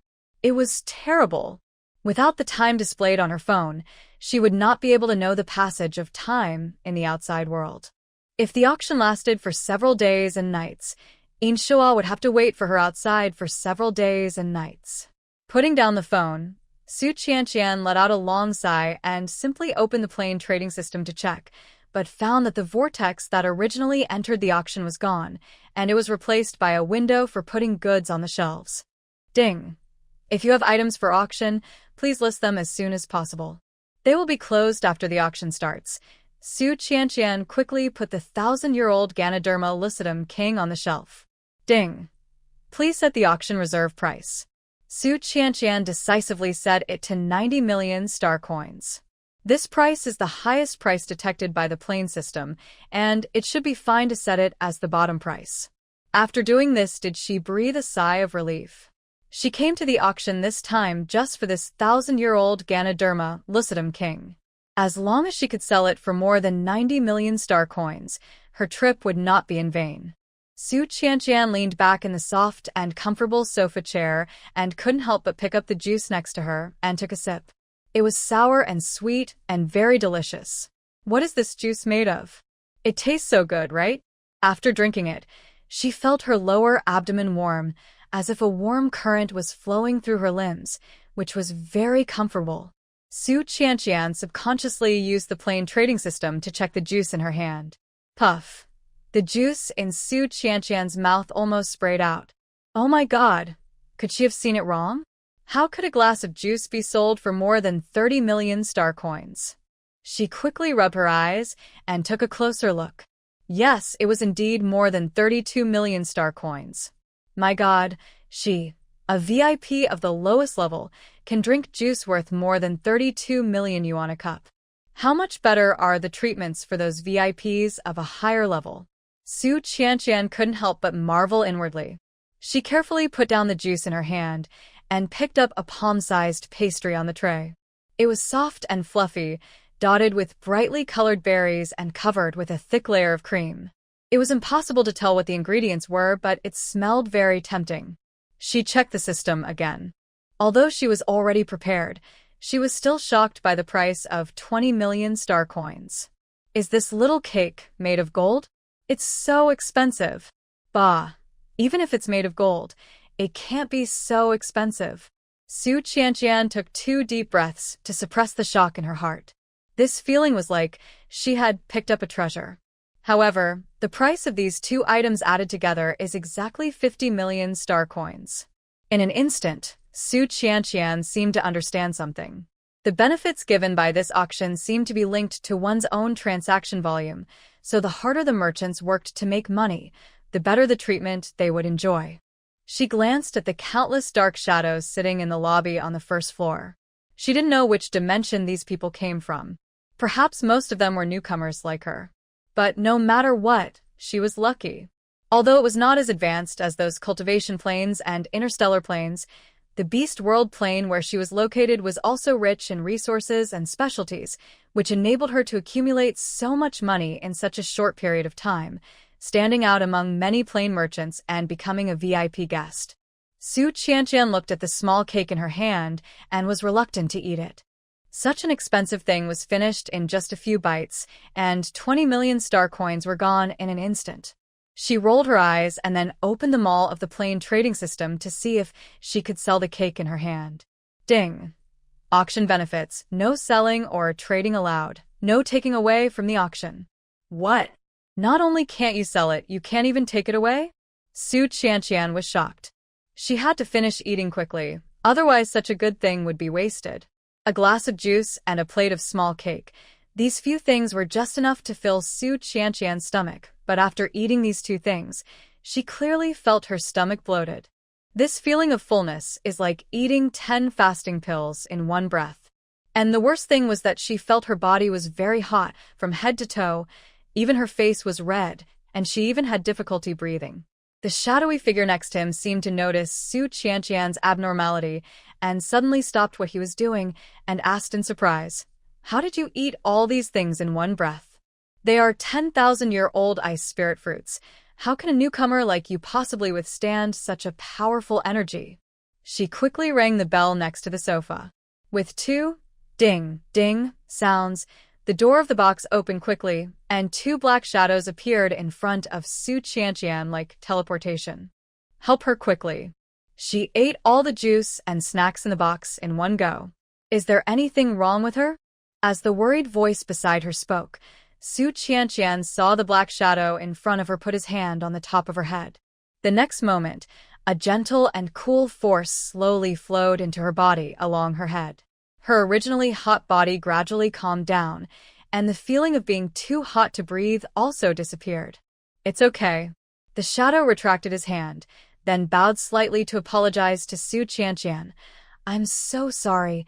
The juice and snacks we prepared for the auction gave you a bad experience. After the auction is over, we will give you some compensation. Please don't leave early." After saying that, the two black shadows teleported out of the box, as if doing a routine job, and disappeared without a trace. Is it okay now?" Su Qianqian was stunned and hadn't reacted yet. She subconsciously touched her stomach and found it was no longer bloated. The huge energy brought by the 10,000-year ice spirit fruit was smoothed out and dispersed to her limbs, nourishing and warming her body. However, as soon as she turned her head, she was met with a pair of envious gazes. "What kind of luck do you have? You can get compensation from the auction for eating something bad. That's the compensation from the auction. Others can't buy it even if they want it." Su Qianqian. That's so, was it a blessing in disguise that she ate something bad? However, she was really scared just now. The auction hadn't even started yet, and she almost thought she was going to die. She didn't expect the power of the 10,000-year-old ice spirit fruit to be so great. Thinking of this, Su Qianqian couldn't help but touch her stomach in fear. The shadow next to her looked at her and couldn't help asking, "Are you immortal? Why do you have such a big reaction after drinking the juice of the ice spirit fruit?" Su Qianqian nodded. "Yes, I am just an ordinary mortal." "No, you are not a mortal." The other party thought for a moment and said, "If you were just a mortal, you would have exploded and died from the huge energy of the ice spirit fruit. It is definitely not just a simple fever." Su Qianqian couldn't help but be stunned when she heard that. What she said made sense. The ice spirit fruit was a spiritual fruit that was 10,000 years old. Ordinary people couldn't stand even the smell, let alone eating it.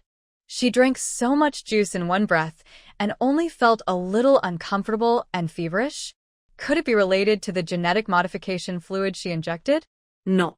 It shouldn't just be because of the genetic modification fluid. Su Qianqian recalled the talent column that she had measured with the measuring instrument before, which said that she had gained the ability to be reborn as if she had taken a magic medicine.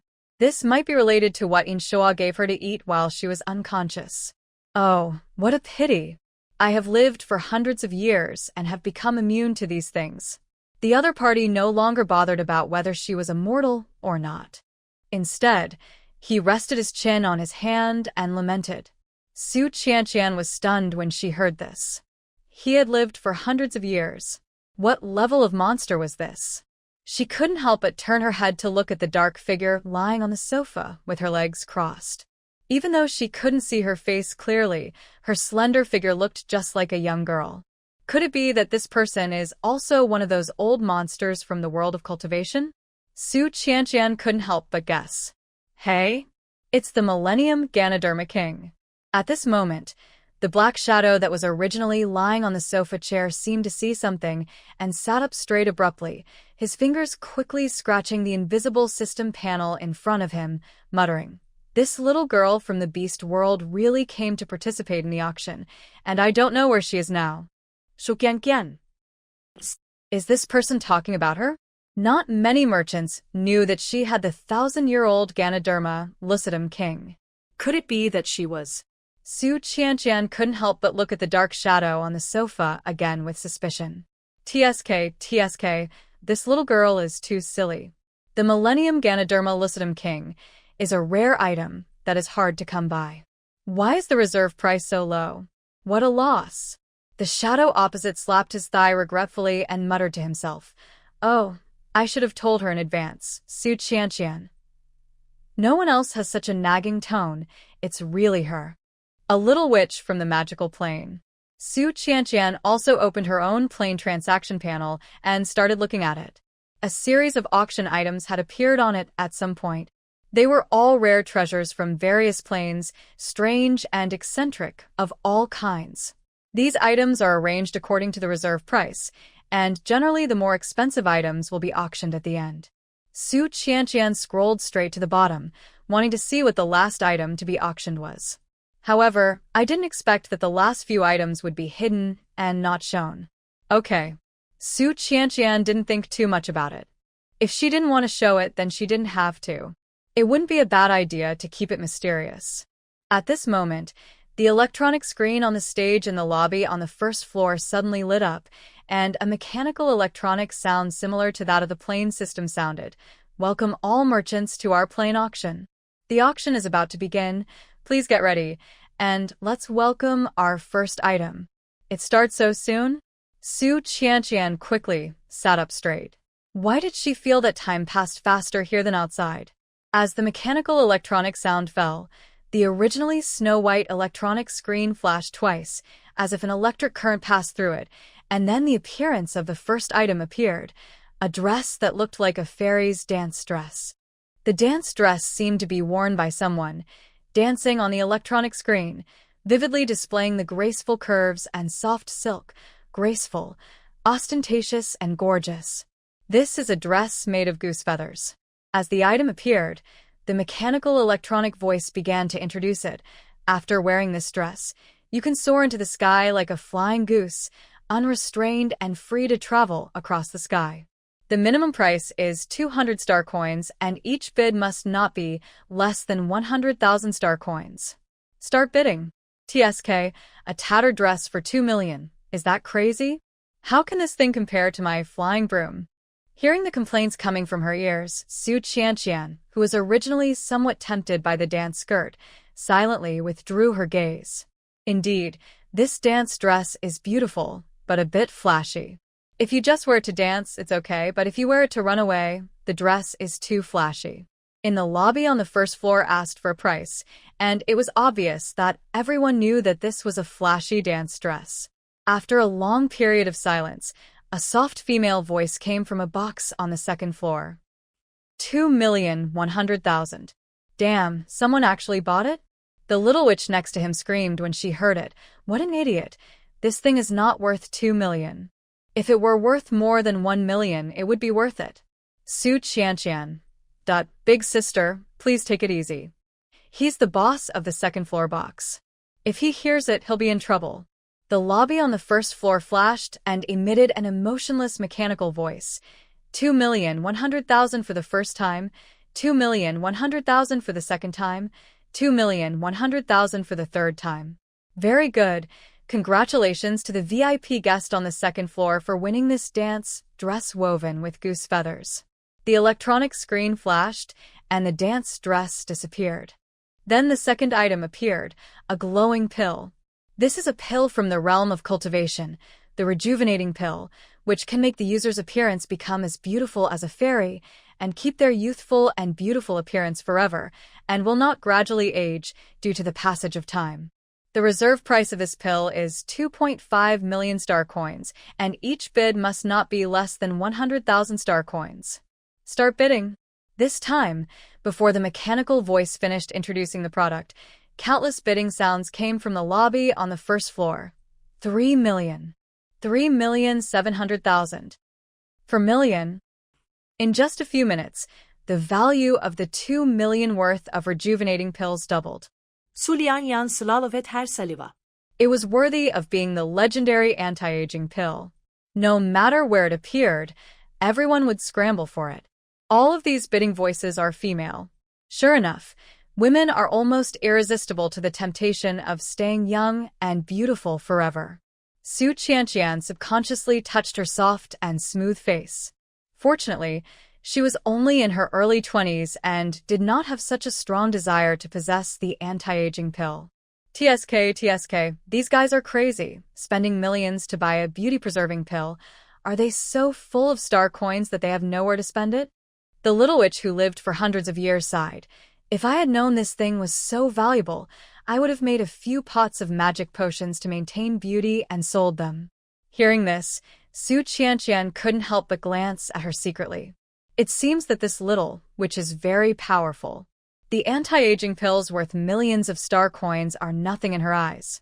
She can brew the magic potion that can keep people young and beautiful forever. Hee. Then when I'm not short of star coins in the future, I'll go find her privately and buy a dose and see. The hall on the first floor, and the price kept rising until it was finally sold at a price of 8 million star coins. Su Qianqian couldn't help but sigh that it was indeed profitable to come to the auction. The rejuvenating pill that was worth 2.5 million was sold at a high price of 8 million, almost 4 times the original price. It was really a huge profit. However, Su Qianqian noticed that only the people in the lobby on the first floor were bidding for this rejuvenating pill, while almost no one on the second and third floors spoke. It seems that the big guys on the second and third floors all have ways to maintain their youthful looks and don't need to rely on things like anti-aging pills. Then, the third lot came out. It's a dead body. Su Qianqian was lazily leaning on the sofa chair. When she saw the corpse displayed on the electronic screen, she thought she was seeing things. She suddenly leaned forward and took a closer look. Yes, it was a corpse. There was a yellow talisman on the forehead to suppress it. No way, how can there be a corpse auction at an auction? This is a rank 10 zombie king from the apocalyptic plane. The starting price is 3 million star coins. Start bidding. He was originally the zombie king of the apocalypse plane. When she heard the mechanical voice's introduction, these dimensional merchants were truly geniuses, using every possible means to the extreme, even catching the zombie king for auction. However, after the mechanical electronic voice responsible for the introduction fell silent for a long time, the hall seemed to fall into silence again, and no one bid. Haha, who would buy this thing? Unless you're a necrophile. The little witch next to her took a look at the zombie king displayed on the electronic screen, smiled, picked up the juice on the tray, and took a sip. However, just as she finished her words, a sweet girl's voice rang out from a private room on the third floor. I'll pay 5 million star coins. Puff! The juice in the little witch's mouth spurted out, and she exclaimed in disbelief. No way. There really are necrophiliacs? Even Su Qianqian couldn't help but look up in the direction of the third floor. The hobbies of these big guys are really unique. They actually spent 5 million star coins to buy a zombie, and from the voice, it should be a young and beautiful girl. How could they like such a bloody and cruel thing? But a closer look revealed that the face under the talisman of the 10th level zombie king, although ferocious in appearance, had a high nose bridge and clean facial lines, which could not conceal its handsomeness. TSK, these days, even the zombie king looks so good. Su Qianqian couldn't help but shake her head and sigh. This face would be a sure kill for people with certain special fetishes. She also heard that zombies are usually big and fast and they don't get tired or sleep, so keeping them as pets seems to be a good idea. After the big shot on the third floor called out a high price of 5 million, there was still no one bidding in the entire auction venue. In the end, this 10th level zombie king was successfully captured by the boss on the third floor. Compared to the zombie king, The following items were much more normal. It is an antique painting and calligraphy. Without any systematic introduction, Su Qianqian knows that it must be from the ancient dimension. But its reserve price is a little surprising, 3 million star coins. The little witch next to him couldn't help but sneer. This merchant from the ancient plane must be crazy about making star coins. He dares to offer such a high reserve price for a shabby painting. I wonder who would buy it? This time she was not humiliated. No one bid for the painting for 10 minutes after it appeared. After all, this calligraphy and painting from the ancient dimension does not have any special function. It is just an ordinary calligraphy and painting. No one wants to be a sucker and buy a useless calligraphy and painting to hang at home.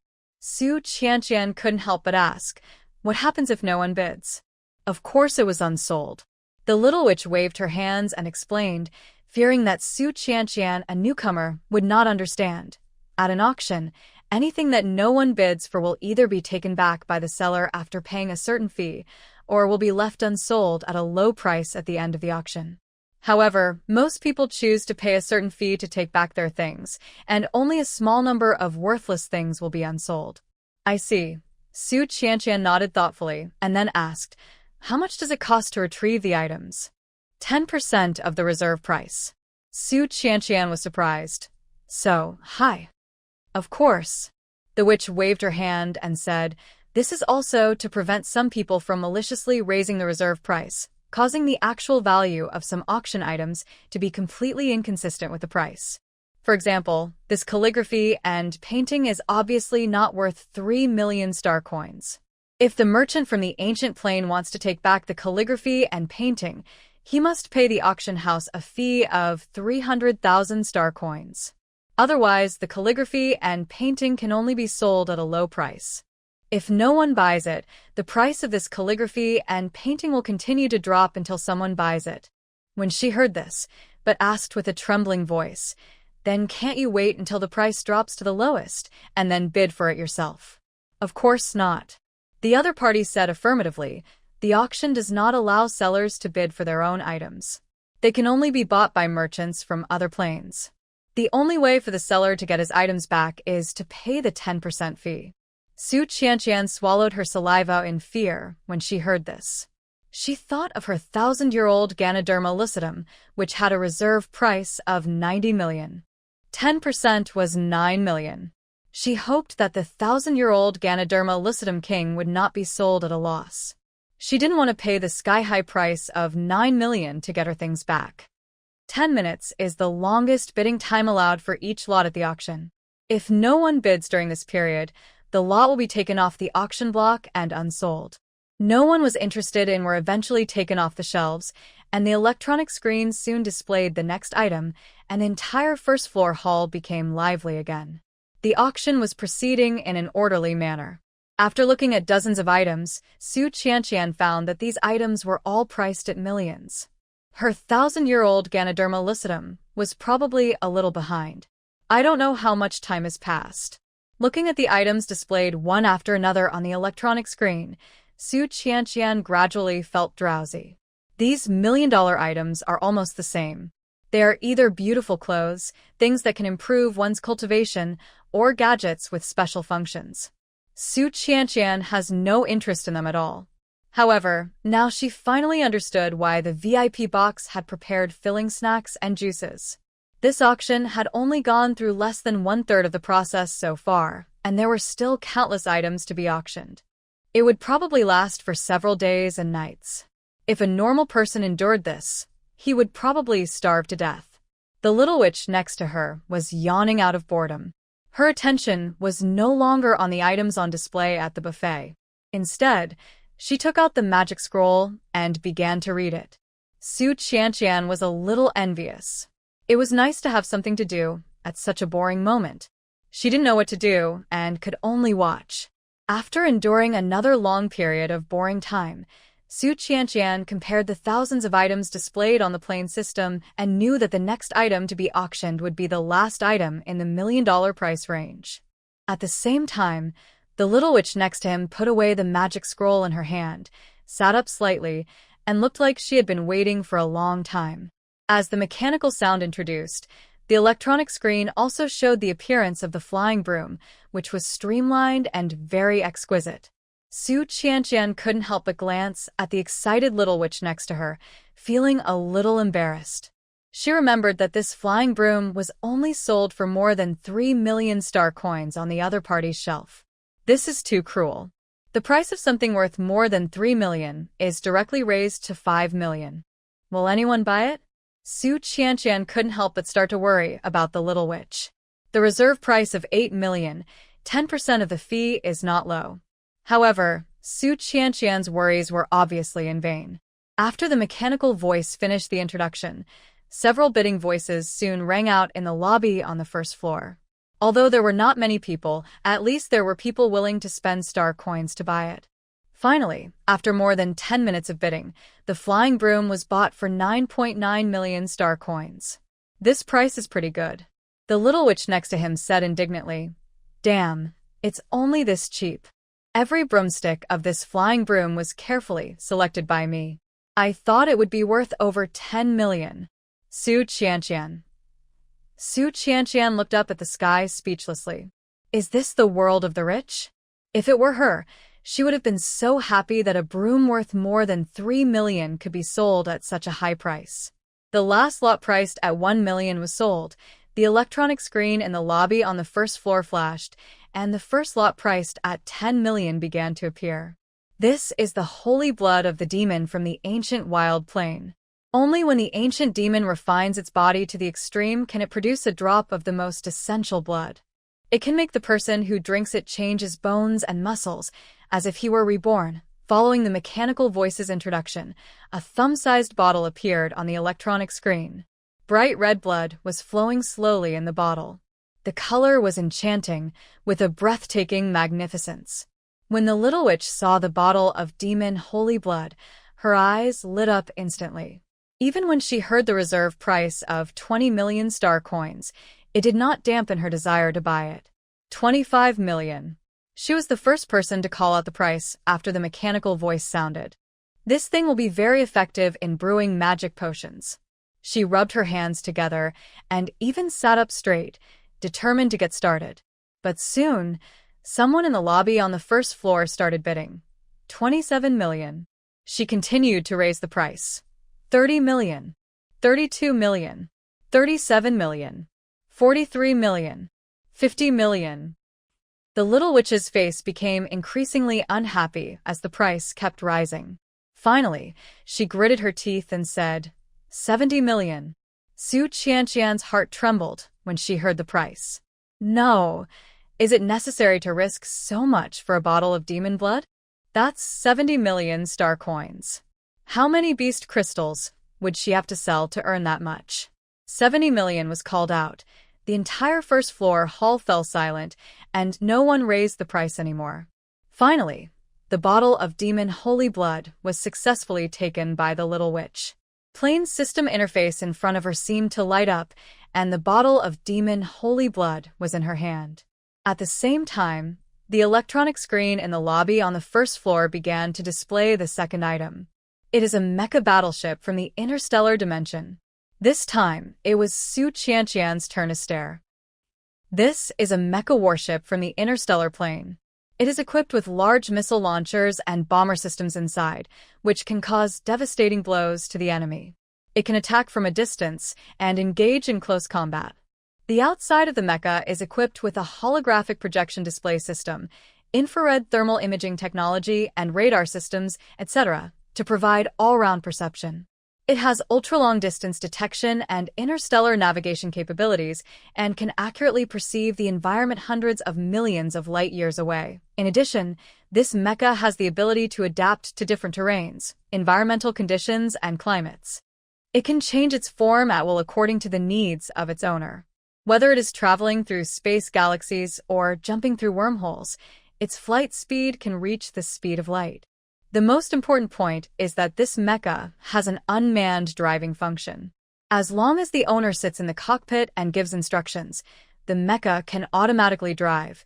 For the auction items priced in the tens of millions, the mechanical voice gave a very detailed introduction. But Su Qianqian didn't mind the long-winded introductions at all. She stared at the mecha battleship displayed on the electronic screen with her eyes wide open, her saliva almost flowing out. Not to mention all those miscellaneous functions, the flying speed that is comparable to the speed of light is already very exciting.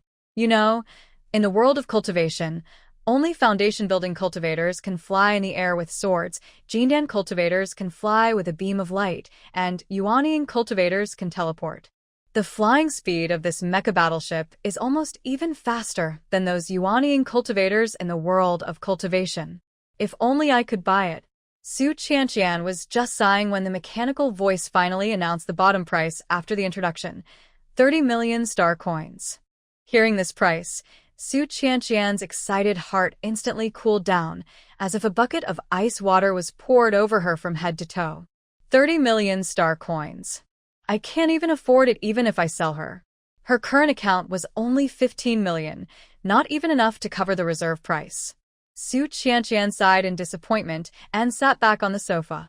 At the same time, someone in the lobby on the first floor began to bid. 40 million. 50 million. 70 million. 90 million. However, in just a few seconds, the price of this mecha battleship was raised to a high price of 90 million, and Su Qianqian was completely disappointed. This mecha battleship from the interstellar dimension was obviously very popular, and its price kept rising, all the way up to 120 million. Hundreds of millions. This is something Su Qianqian couldn't imagine. This mecha will definitely be bought by the person who offered 120 million. After all, a mecha worth 30 million can be sold for 120 million, which is already as high as it can be. However, at this moment, a deep male voice sounded from the box on the third floor. 300 million. The entire first floor lobby and second floor box fell silent in an instant. The little witch next to him was stunned for 2 seconds when she heard the price, and then cursed. Rich people. Su Qianqian also wanted to curse. Wow, isn't it good for these rich people to have their own world? There is no doubt that this mecha was taken down by the big guy on the third floor. Hey, why don't you buy anything? The little witch next to him asked a murderous question. Don't you have anything you like? Su Qianqian. Author's words. Did you feel it was a pity that the heroine didn't buy the mecha? Please be patient. There will be bread. There will be mechas. Later on, the big boss from the interstellar plane will personally give one to the heroine, but she needs X compensation. Haha, let me give you a little spoiler. The other party is an abstinent, handsome guy wearing an interstellar detective uniform. But speaking of it, the VIP in the third floor box seemed to speak very little. But speaking of it, so far, apart from the girl with a sweet voice who bought away a 10th level zombie king, the only one left was the big guy who bought away the mecha. Are they all waiting for the finale, baby? Su Qianqian couldn't help but take another look at the items displayed on the plane system interface. Compared with the items priced at 1 million, the items priced at tens of millions were much fewer, and the items above that had a reserve price of hundreds of millions. However, she is unable to view these high-priced items yet. This time, Su Qianqian didn't have to wait long before it was the turn of her $1,000,000 Ganoderma lucidum king to come on stage. This is a 1,000-year-old Ganoderma lucidum king from the beast world. It absorbs the essence of the sun and the moon and gathers the spiritual energy of heaven and earth. It has the effect of lightening the body and prolonging life. Following the mechanical voice's introduction, the electronic screen began to display the scarlet 1,000-year-old Ganoderma lucidum king. As the reserve price of 90 million was called out, bidding began in the hall on the first floor. 100 million, 130 million, 170 million, 240 million. Listening to the ever-increasing prices, Su Qianqian rubbed her hands excitedly. That was great.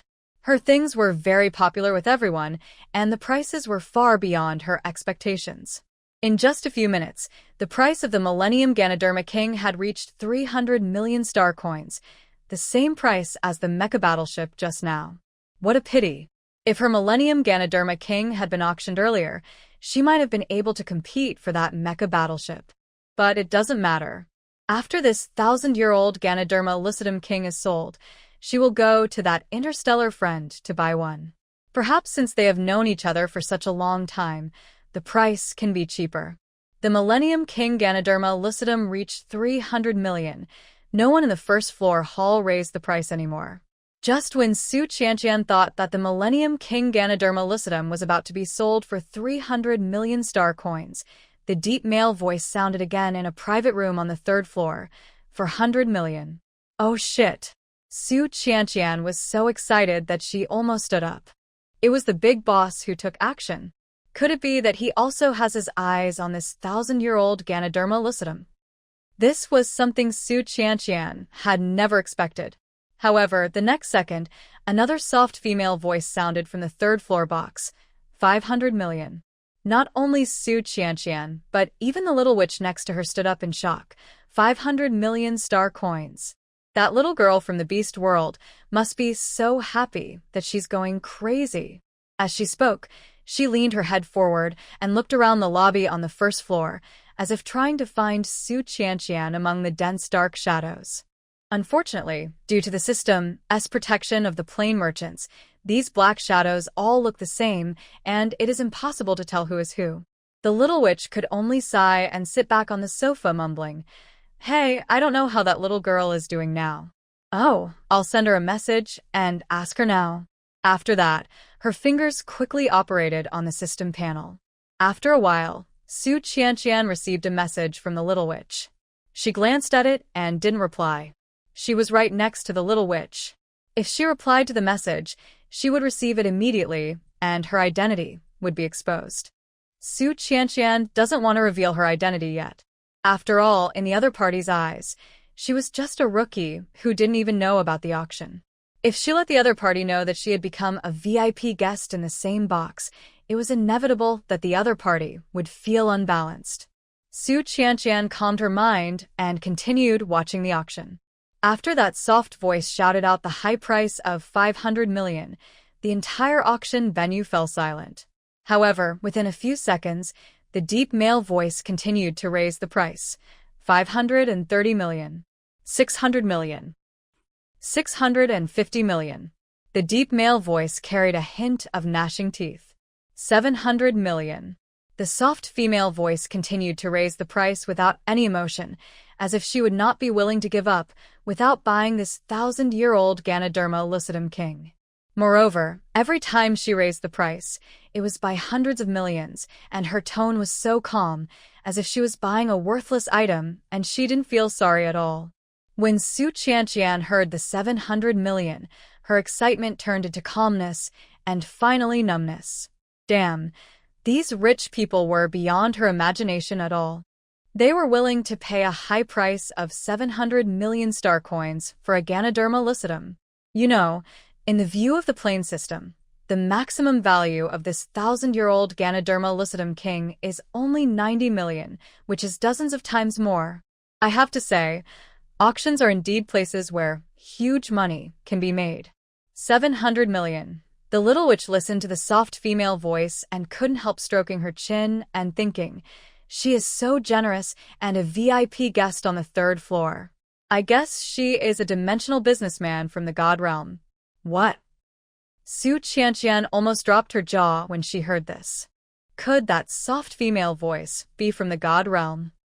No, people in the God realm have seen all kinds of good things, so why would they buy her 1,000-year-old Ganoderma lucidum? At this moment, the deep male voice seemed to realize that the soft female voice might be a businessman from a prominent dimension, so he gave up bidding. Finally, the Millennium Ganoderma King was bought by the soft female voice at a high price of 700 million star coins. After the mechanical voice shouted out the words, "Transaction successful," a prompt immediately popped up on Su Qianqian's system panel, indicating that 700 million star coins had been deposited into the account.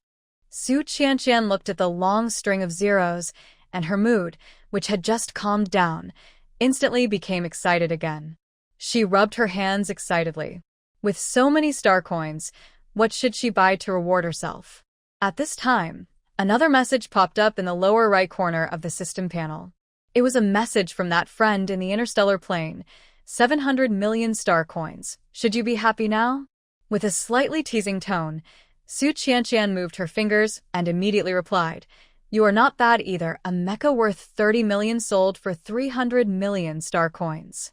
Ha ha ha ha, same to you. Su Qianqian saw that he was in a good mood and couldn't help asking, "By the way, did you find the red Ganoderma lucidum you lost?" "Not yet." After a pause, another sentence came quickly, "But it will be soon. It seems that there is some progress." Su Qianqian did not ask any more questions, but changed the subject. "By the way, which floor's VIP box are you in?" "Oh, not bad. You even know about the VIP box." The other party seemed very confused, but as a newcomer, this should be your first time at the auction. "How do you know this, Su Qianqian?" I was lucky. "I just happen to know it." "Is that so?" "If that's the case, then why don't you come and share a box with me?" "I'm in the third box on the left side of the second floor." Su Qianqian was shocked. "No. Can you invite others casually like this?" "Generally, it is not allowed, but I am different." The other party replied, "I was supposed to go to the VIP box on the third floor, but I don't like the environment there. The box on the second floor is more comfortable, so the auction arranged a single room for me. I don't have a partner now, so do you want to come up and accompany me?" Su Qianqian. This guy. "Thanks. I think the lobby on the first floor is pretty nice and comfortable to stay in." "Okay, let's talk later. I have something else to do, so I have to leave early. Bye." The other party went offline after sending this message. Su Qianqian was surprised. "No. Is it possible to leave the auction early?" She turned and asked the little witch next to her. "Of course you can." The little witch drank some juice to moisten her throat and said, "It is not mandatory to attend the auction. You can watch it as long as you want, and you can leave early if you want. And this auction lasts so long that apart from those newcomers who come for the first time, there are basically not many dimensional merchants who can persist in watching the whole process." But she changed the subject. "Once you leave the auction midway, you can't come back in. So that's how it is." Su Qianqian nodded thoughtfully. "I've basically bought everything I wanted, and I was planning to leave early. But for your sake, I'll stay and watch the whole process with you." The little witch yawned and glanced at Su Qianqian. "Take your time to look at it. The items at the back are mostly being bid by the big bosses, and there's no room for us mortals to intervene." Su Qianqian was slightly excited by these words. Almost all the items on the market now had reserve prices of hundreds of millions, but few bigwigs on the third floor spoke out. Could it be that the prices of the items to be auctioned later would be even higher than these hundreds of millions? The auction was proceeding in an orderly manner, and in the beast world, in a corner at the gate of West City, who was alone, leaned against the city wall, raised his head, and stared blankly at the clouds gradually setting in the sky. A day and a night have passed. She still hasn't come back. After a long time, Inshua lowered his head dejectedly. He blinked his sore eyes and looked at the animal skin bundle in his arms again. The slightly messy binding of the bundle faintly revealed the food and animal skin skirt inside. Under the animal skin skirt was a milky white deer bone hairpin. It was very delicate and beautiful, as if it had taken a long time to polish. Both in color and texture, it was much better than the one on Sia's head. But at this moment, this deer bone hairpin seemed even more hateful in Inshua's eyes. At that time, he didn't want to go to the city to buy things, but to secretly return to the cave to get the lost hairpin. He had prepared the gift for a long time and was looking forward to giving it to her, but when he arrived, she was gone. "It's because of this hairpin." Inshua was so angry that he picked up the hairpin and wanted to throw it on the ground. But the next second, he hesitated again. The fingers holding the hairpin tightened again and again. Inshua looked at the several animal patterns that were finely polished on the end of the hairpin. The complex patterns formed the most common characters in the Beast World continent. Those few words are brief. They are the most loyal and beautiful blessings from the Beast World to the loved ones. He originally wanted to give this hairpin filled with all the best wishes to her, but in the end he lost the chance, just like he would never have the chance to stand by her side again. Inshua tightly grasped the hairpin. It hurt when it pierced his fingers and palms, but it was not as painful as the pain in his chest. It felt like it had melted into his bones and blood, and it hurt so much that he could hardly breathe. It was unknown how long it took before Inshoa slowly came back to his senses. He carefully put the hairpin back into the bag, then raised his head and looked towards a tall building in the West City, his eyes gradually becoming colder. Dark night. In a tall building in West City lives the most distinguished person in West City, the Lord of West City, Shiju. At this moment, the elderly Shiju sat on a tall stone seat covered with animal skins, glaring at the young orcs below him in frustration. What on earth have you been doing with Rongu of the Dongqing family these days? Why did you send the city guards to the streets to stop the orcs from buying and selling sea crystal sand? Who was standing below, lowered his head, and said nothing. This scene made Shiju even angrier. It's okay for him to act ridiculous, but why are you also acting ridiculous? Don't forget, you are only the temporary young master of West City. If Inshoa hadn't died, do you think you could have taken this position with your qualifications? These words made Duo Luo secretly clench his fists, but when he raised his head again, his face was full of sincere guilt. I'm sorry, I know I was wrong, and I will never do this again. Shiju, the Lord of West City, never mates with a female in his entire life, and he has no offspring, so the young master who will inherit the position of Lord in the future can only be chosen from the Silver Eagle family. Inshoa was originally the one he had the most hope for, but this guy was too troublesome. He actually violated the family taboos, committed a serious mistake, and even caused the family's Great Witch to kill him. He had no other choice but to select a young orc with awakened superpowers from his family. However, although Duo Luo had awakened his supernatural powers, his aptitude was not as good as Inshoa's, and his character was so corrupt. Not long after he became the young master of Shiqing, he colluded with the idol Rongu of Dongqing family and did evil things everywhere, which really brought shame to their Silver Eagle family. I'm warning you, Duo Luo. If you do anything that damages the reputation of the Silver Eagle family and the Lord of West City again, you'll have to get back to the family, and I'll find someone else to inherit the position of the young master. Shiju left angrily after saying this, as if he didn't want to even look at Duo Luo anymore. Was left standing alone in the quiet and dark cave. His face was ashen and his teeth were clenched. Inshoa, why is it always him? He is just a fool who abandoned his family for a female. What good is such a guy? Duo Luo gritted his teeth fiercely, with hatred in his eyes. But soon he calmed down. Humph, he is just a dead man.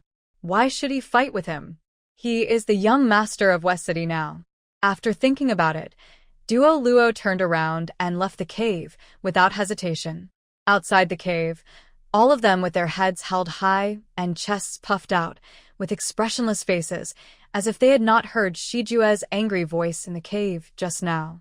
But Duo Luo still felt a little embarrassed.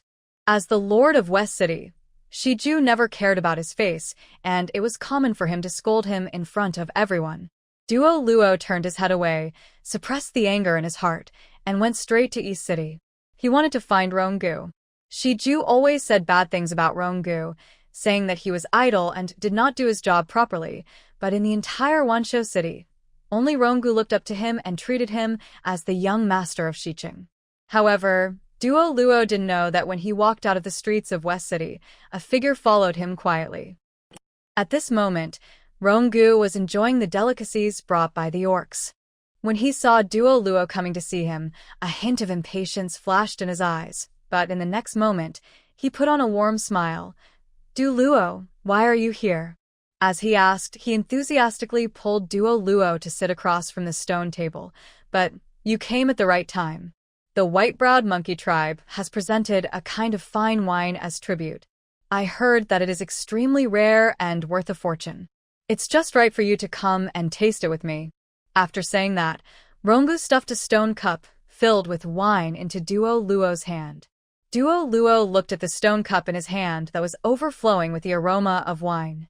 He thought about how he had been scolded not long ago, but was treated so warmly in Rongu. He was immediately moved and said, Rongu, you are really the best to me. What are you talking about? Rongu grabbed a piece of barbecue and put it on the stone plate in front of him with a smile. You are the young master of West City, the future successor to the position of West City Lord. Who dares not to be good to you? Alas, Rongu, to be honest with you, in the entire Wansho City, I'm afraid you are the only one who treats me as the young master of West City. They all think that I am not worthy of this position. Duo Luo lowered his head, looking at the wine in the stone cup, full of worry and fatigue. Who would think so? Rongu paused while holding the stone cup, then narrowed his eyes slightly. The Lord of Shijua City? Although he was not very willing, Duo Luo nodded silently. Let him say what he wants. Rongu looked at Duo Luo's sad face and couldn't help but sneer. In a few years, that old man will have to abdicate. By then, you will be the most distinguished person in the whole West City. Who will dare to say anything bad about you? But Duo Luo lowered his head and said in a low voice, I am still afraid. I am afraid that this position that does not originally belong to me will be easily taken away by others. What are you afraid of? If anyone dares to take your position, just kill him. Rongu waved his hand nonchalantly, as if he did this kind of thing often.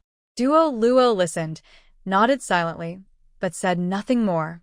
Seeing Duo Luo's cowardly look, Rongu was somewhat speechless, but he still patiently comforted him. Don't worry about it. This kind of thing will not happen. Besides, I have been talked about for so many years, but I am still alive and well. Don't worry, no one dares to take away our position as the young master. Being comforted for a while, Duo Luo looked up at Rongu and said with gratitude, Thank you, Rongu. You are the only one in the whole Wansho City who supports me like this. If you need anything in the future, as long as I can do it, just come to me. Hearing this, a hint of sarcasm flashed across Rongu's eyes. The people from the Silver Eagle family are simple and easy to deceive. They will work obediently for you if you give them a little sweetness. They are even more obedient than the slaves at home. In his heart, Rongu still showed a humble and gentle appearance. What are you talking about? We are all going to inherit the position of city lord in the future, so it is only right for us to support each other. After that, he turned to the slaves outside the cave and ordered, Is the barbecue I asked you to prepare ready? Hurry up. Master Duo Luo has come all the way to find me. You all have to entertain me. Hearing this, Duo Luo showed an increasingly moved expression. Rongu glanced at his expression, then slowly asked, By the way, how is the Su Muyu investigated earlier? Duo Luo paused while picking up the barbecue, then said with difficulty, I investigated for a long time and only found out that he is a civet cat from the north with the ability to store objects. Other than that, I couldn't find anything else.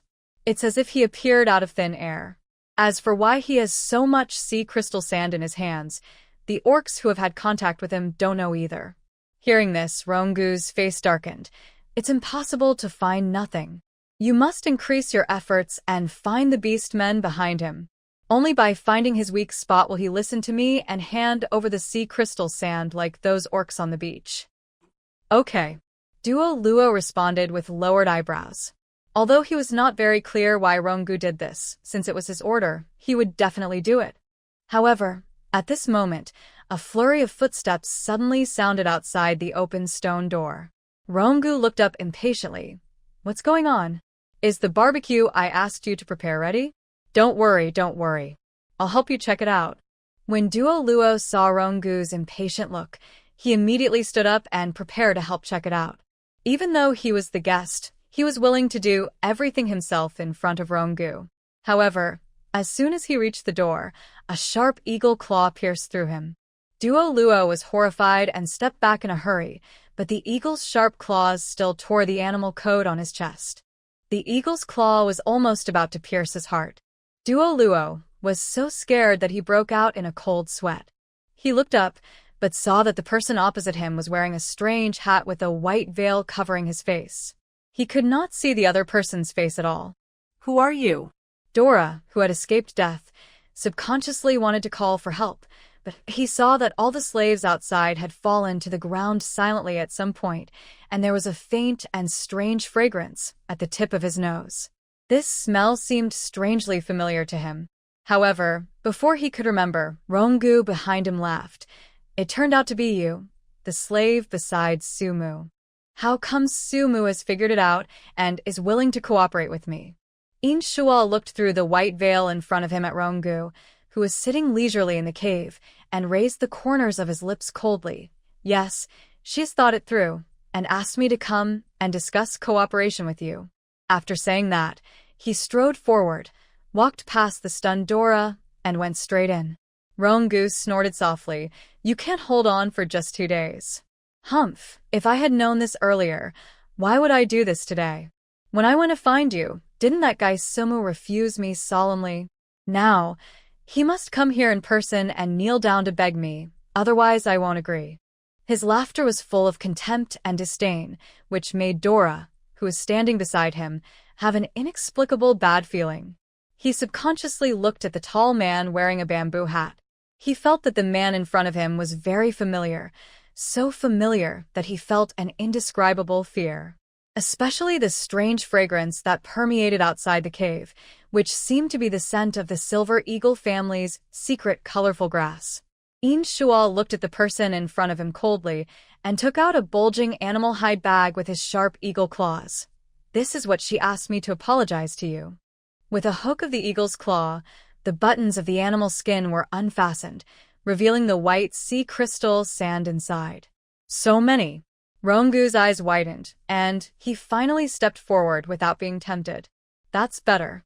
But even so, she must come and apologize to me, otherwise, before he finished his words, Inshua's other eagle claw hidden behind his back stabbed towards the opposite side with incredible swiftness. Careful. Duo Luo rushed over without hesitation and pushed Rongu away. The eagle claw pierced into Duo Luo's left chest without reservation. Blood spurted out, dyeing the white gauze under the hat red. Seeing Duo Luo rushing towards him, Inshua was stunned for a moment, but then his eyes became fierce again. He raised his blood-stained eagle claws and walked towards Rong Valley again. You! How dare you! Rongu was completely stunned by the scene before him. At this moment, he completely ignored Dora, who was injured, and fell to the ground. He rushed out of the cave and wanted to ask for help, but found that all the orc slaves guarding outside, including the orc warriors who were responsible for protecting him, had all fallen to the ground, as if they had been knocked unconscious by something. Rongu finally got a little scared. Looking at Inshuo approaching step by step, his voice trembled with fear. Don't go over there. I have no grudge against you, a slave. Why are you trying to kill me? If it is your master's order, I will not hinder you from selling the sea crystal sand. Please let me go. Inshuo looked at Rongu begging for mercy. His eyes gradually darkened, and his voice became even more sinister and terrifying. It's all because of you. If it weren't for you, she wouldn't have left West City and wouldn't have abandoned me. All this is because of you. The man's almost hysterical voice was filled with murderous intent, which made Rongu's face turn pale. He stepped back in fear, but his back was already against the stone wall, and he had nowhere to retreat. Just as Inshua's eagle claws were about to reach his face, a huge force swept over and tore open Rong Valley at the critical moment. Boom! With a loud bang, Inshua's eagle claws as sharp as a blade were deeply embedded in the stone wall. With a flip of his eagle claws, he easily cut through the hard stone wall, and the broken stones fell down. Seeing this scene, Rongu's face turned pale as paper and cold sweat ran down his back. He couldn't imagine how ugly his death would be if the eagle's claw fell on him. Shrank his neck in fear, then looked at the great wizard who saved him and immediately calmed down, saying fiercely, "This slave wants to kill me. Great wizard, help me get revenge and kill him." As the chief witch of the Lion King tribe, he usually does not show up easily unless an important person in the family is in danger of life. He looked at the man in the bamboo hat in front of him with a cold face. Who are you? Why did you kill the orcs of my family? Great wizard, why are you still talking to him? He is just a slave. He has no background. You should kill him now. Rongu urged angrily and hatefully. When he thought about how he was forced into that situation by a slave just now, he wanted to tear the slave in front of him into pieces to avenge himself. Hearing that the other party was just a slave, the great wizard finally attacked without any scruples. How dare a mere slave hurt my family's orcs? You must be tired of living. The powerful orcs swept over with pressure in an instant. Shua with 3 beast patterns was no match for the great wizard who had lived for hundreds of years. With the opponent's lightning-fast attack, Shua was knocked to the ground by the great wizard in a short while, spitting blood, and the hat on his head fell off. He subconsciously reached out to pick it up, but Rongu suddenly rushed forward and kicked the hat away. Humph, I want to see what a slave like you, who has eaten a bear's heart and a leopard's courage, looks like. But when Shua looked up, he was stunned. You are not dead? He looked at Shua's face in disbelief, and his eyes widened as if he couldn't believe it. Although the Silver Eagle family suppressed Shua's violation of family rules, Duo Luo still learned about Shua's execution from Duo Luo's complaints. But how is this guy still alive? And you became someone else's slave? Rongu's incredulous gaze.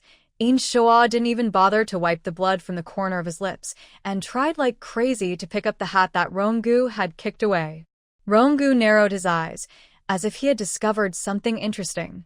Feeling vengeful, he raised his foot again and kicked the hat off the ground. Shua looked up at him angrily. He wanted to get up to stop it, but his whole body was in so much pain that he couldn't muster any strength. It seems that this hat is very important to you. Rongu looked at Shua's rare nervous expression, and a nasty smirk instantly appeared on his face. Shua, why did you come to provoke me for no reason? I have no grudge against you. Are you here for the sake of the owner, who sells sea crystal sand?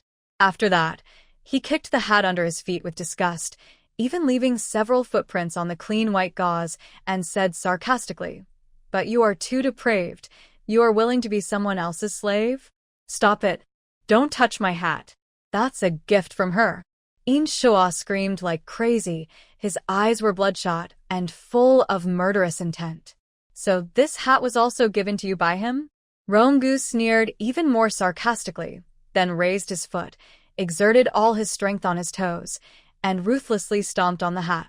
Shua was so angry that he spat out a mouthful of blood. The heart-wrenching pain spread from his heart. Stop. Please don't touch it.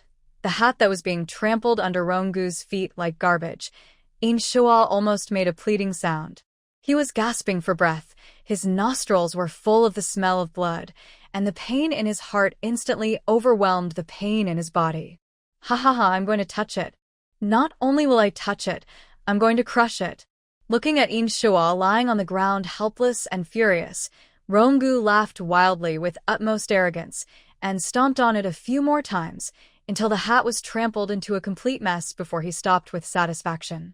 He felt extremely happy, as if the anger that had been pent up in his heart had finally been released.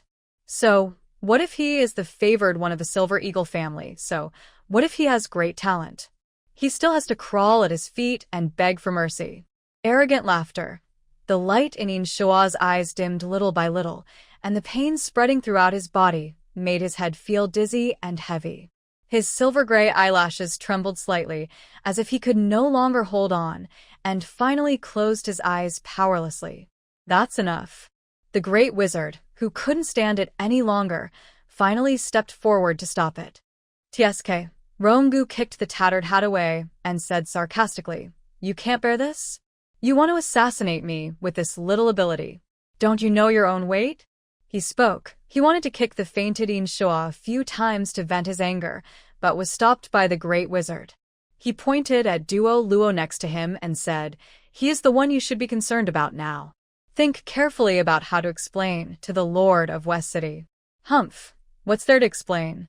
Rongu glanced at Duo Luo, who was lying on the ground with blood still flowing from his chest, and said nonchalantly, "He wanted to rush up on his own. What does it have to do with me?" "Rongu, is this how you treat your savior?" The great wizard finally spoke out in anger. He glared at Rongu with a look of dismay and scolded him. "Don't think I don't know the evil things you have done these days. You abused your power to threaten the orcs on the beach to hand over the sea crystal sand, and now you let the city guards stop the orcs in the city from buying and selling sea crystal sand. What on earth do you want to do?" Rongu choked when he heard this, but still said stubbornly, I am not doing this for the sake of the city lord. It is because those guys are disobedient that I want to teach them a lesson. I don't care what your purpose is, just deal with it for me. The great wizard said in a deep voice, the lord of the city will be out of seclusion in 2 months.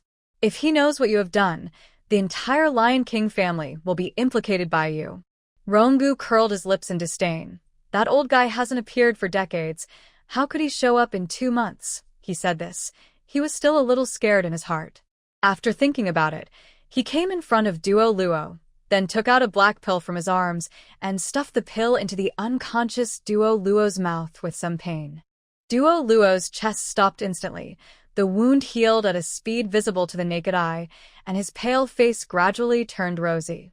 Rongu looked at this and breathed a sigh of relief, but at the same time, he couldn't help but glare fiercely at Inshoa next to him. It was all this guy's fault. If it weren't for him, how could he waste such precious pills to save Duo Luo, this loser?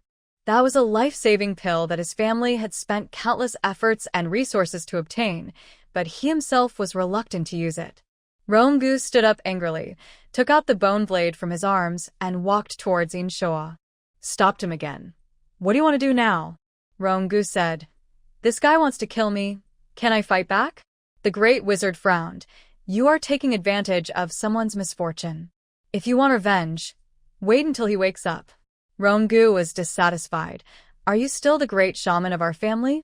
Why are you speaking for him? Inshoa, this guy, even his own family members want to kill him. Why can't I do it? It's because he is a member of the Silver Eagle family that you can't kill him. The great wizard sighed, with a hint of helplessness on his face. Shijua, the lord of West City, was already dissatisfied with the great witch's execution of Inshoa. After all, he was his favorite successor, and he was suddenly executed. No one would feel good about it.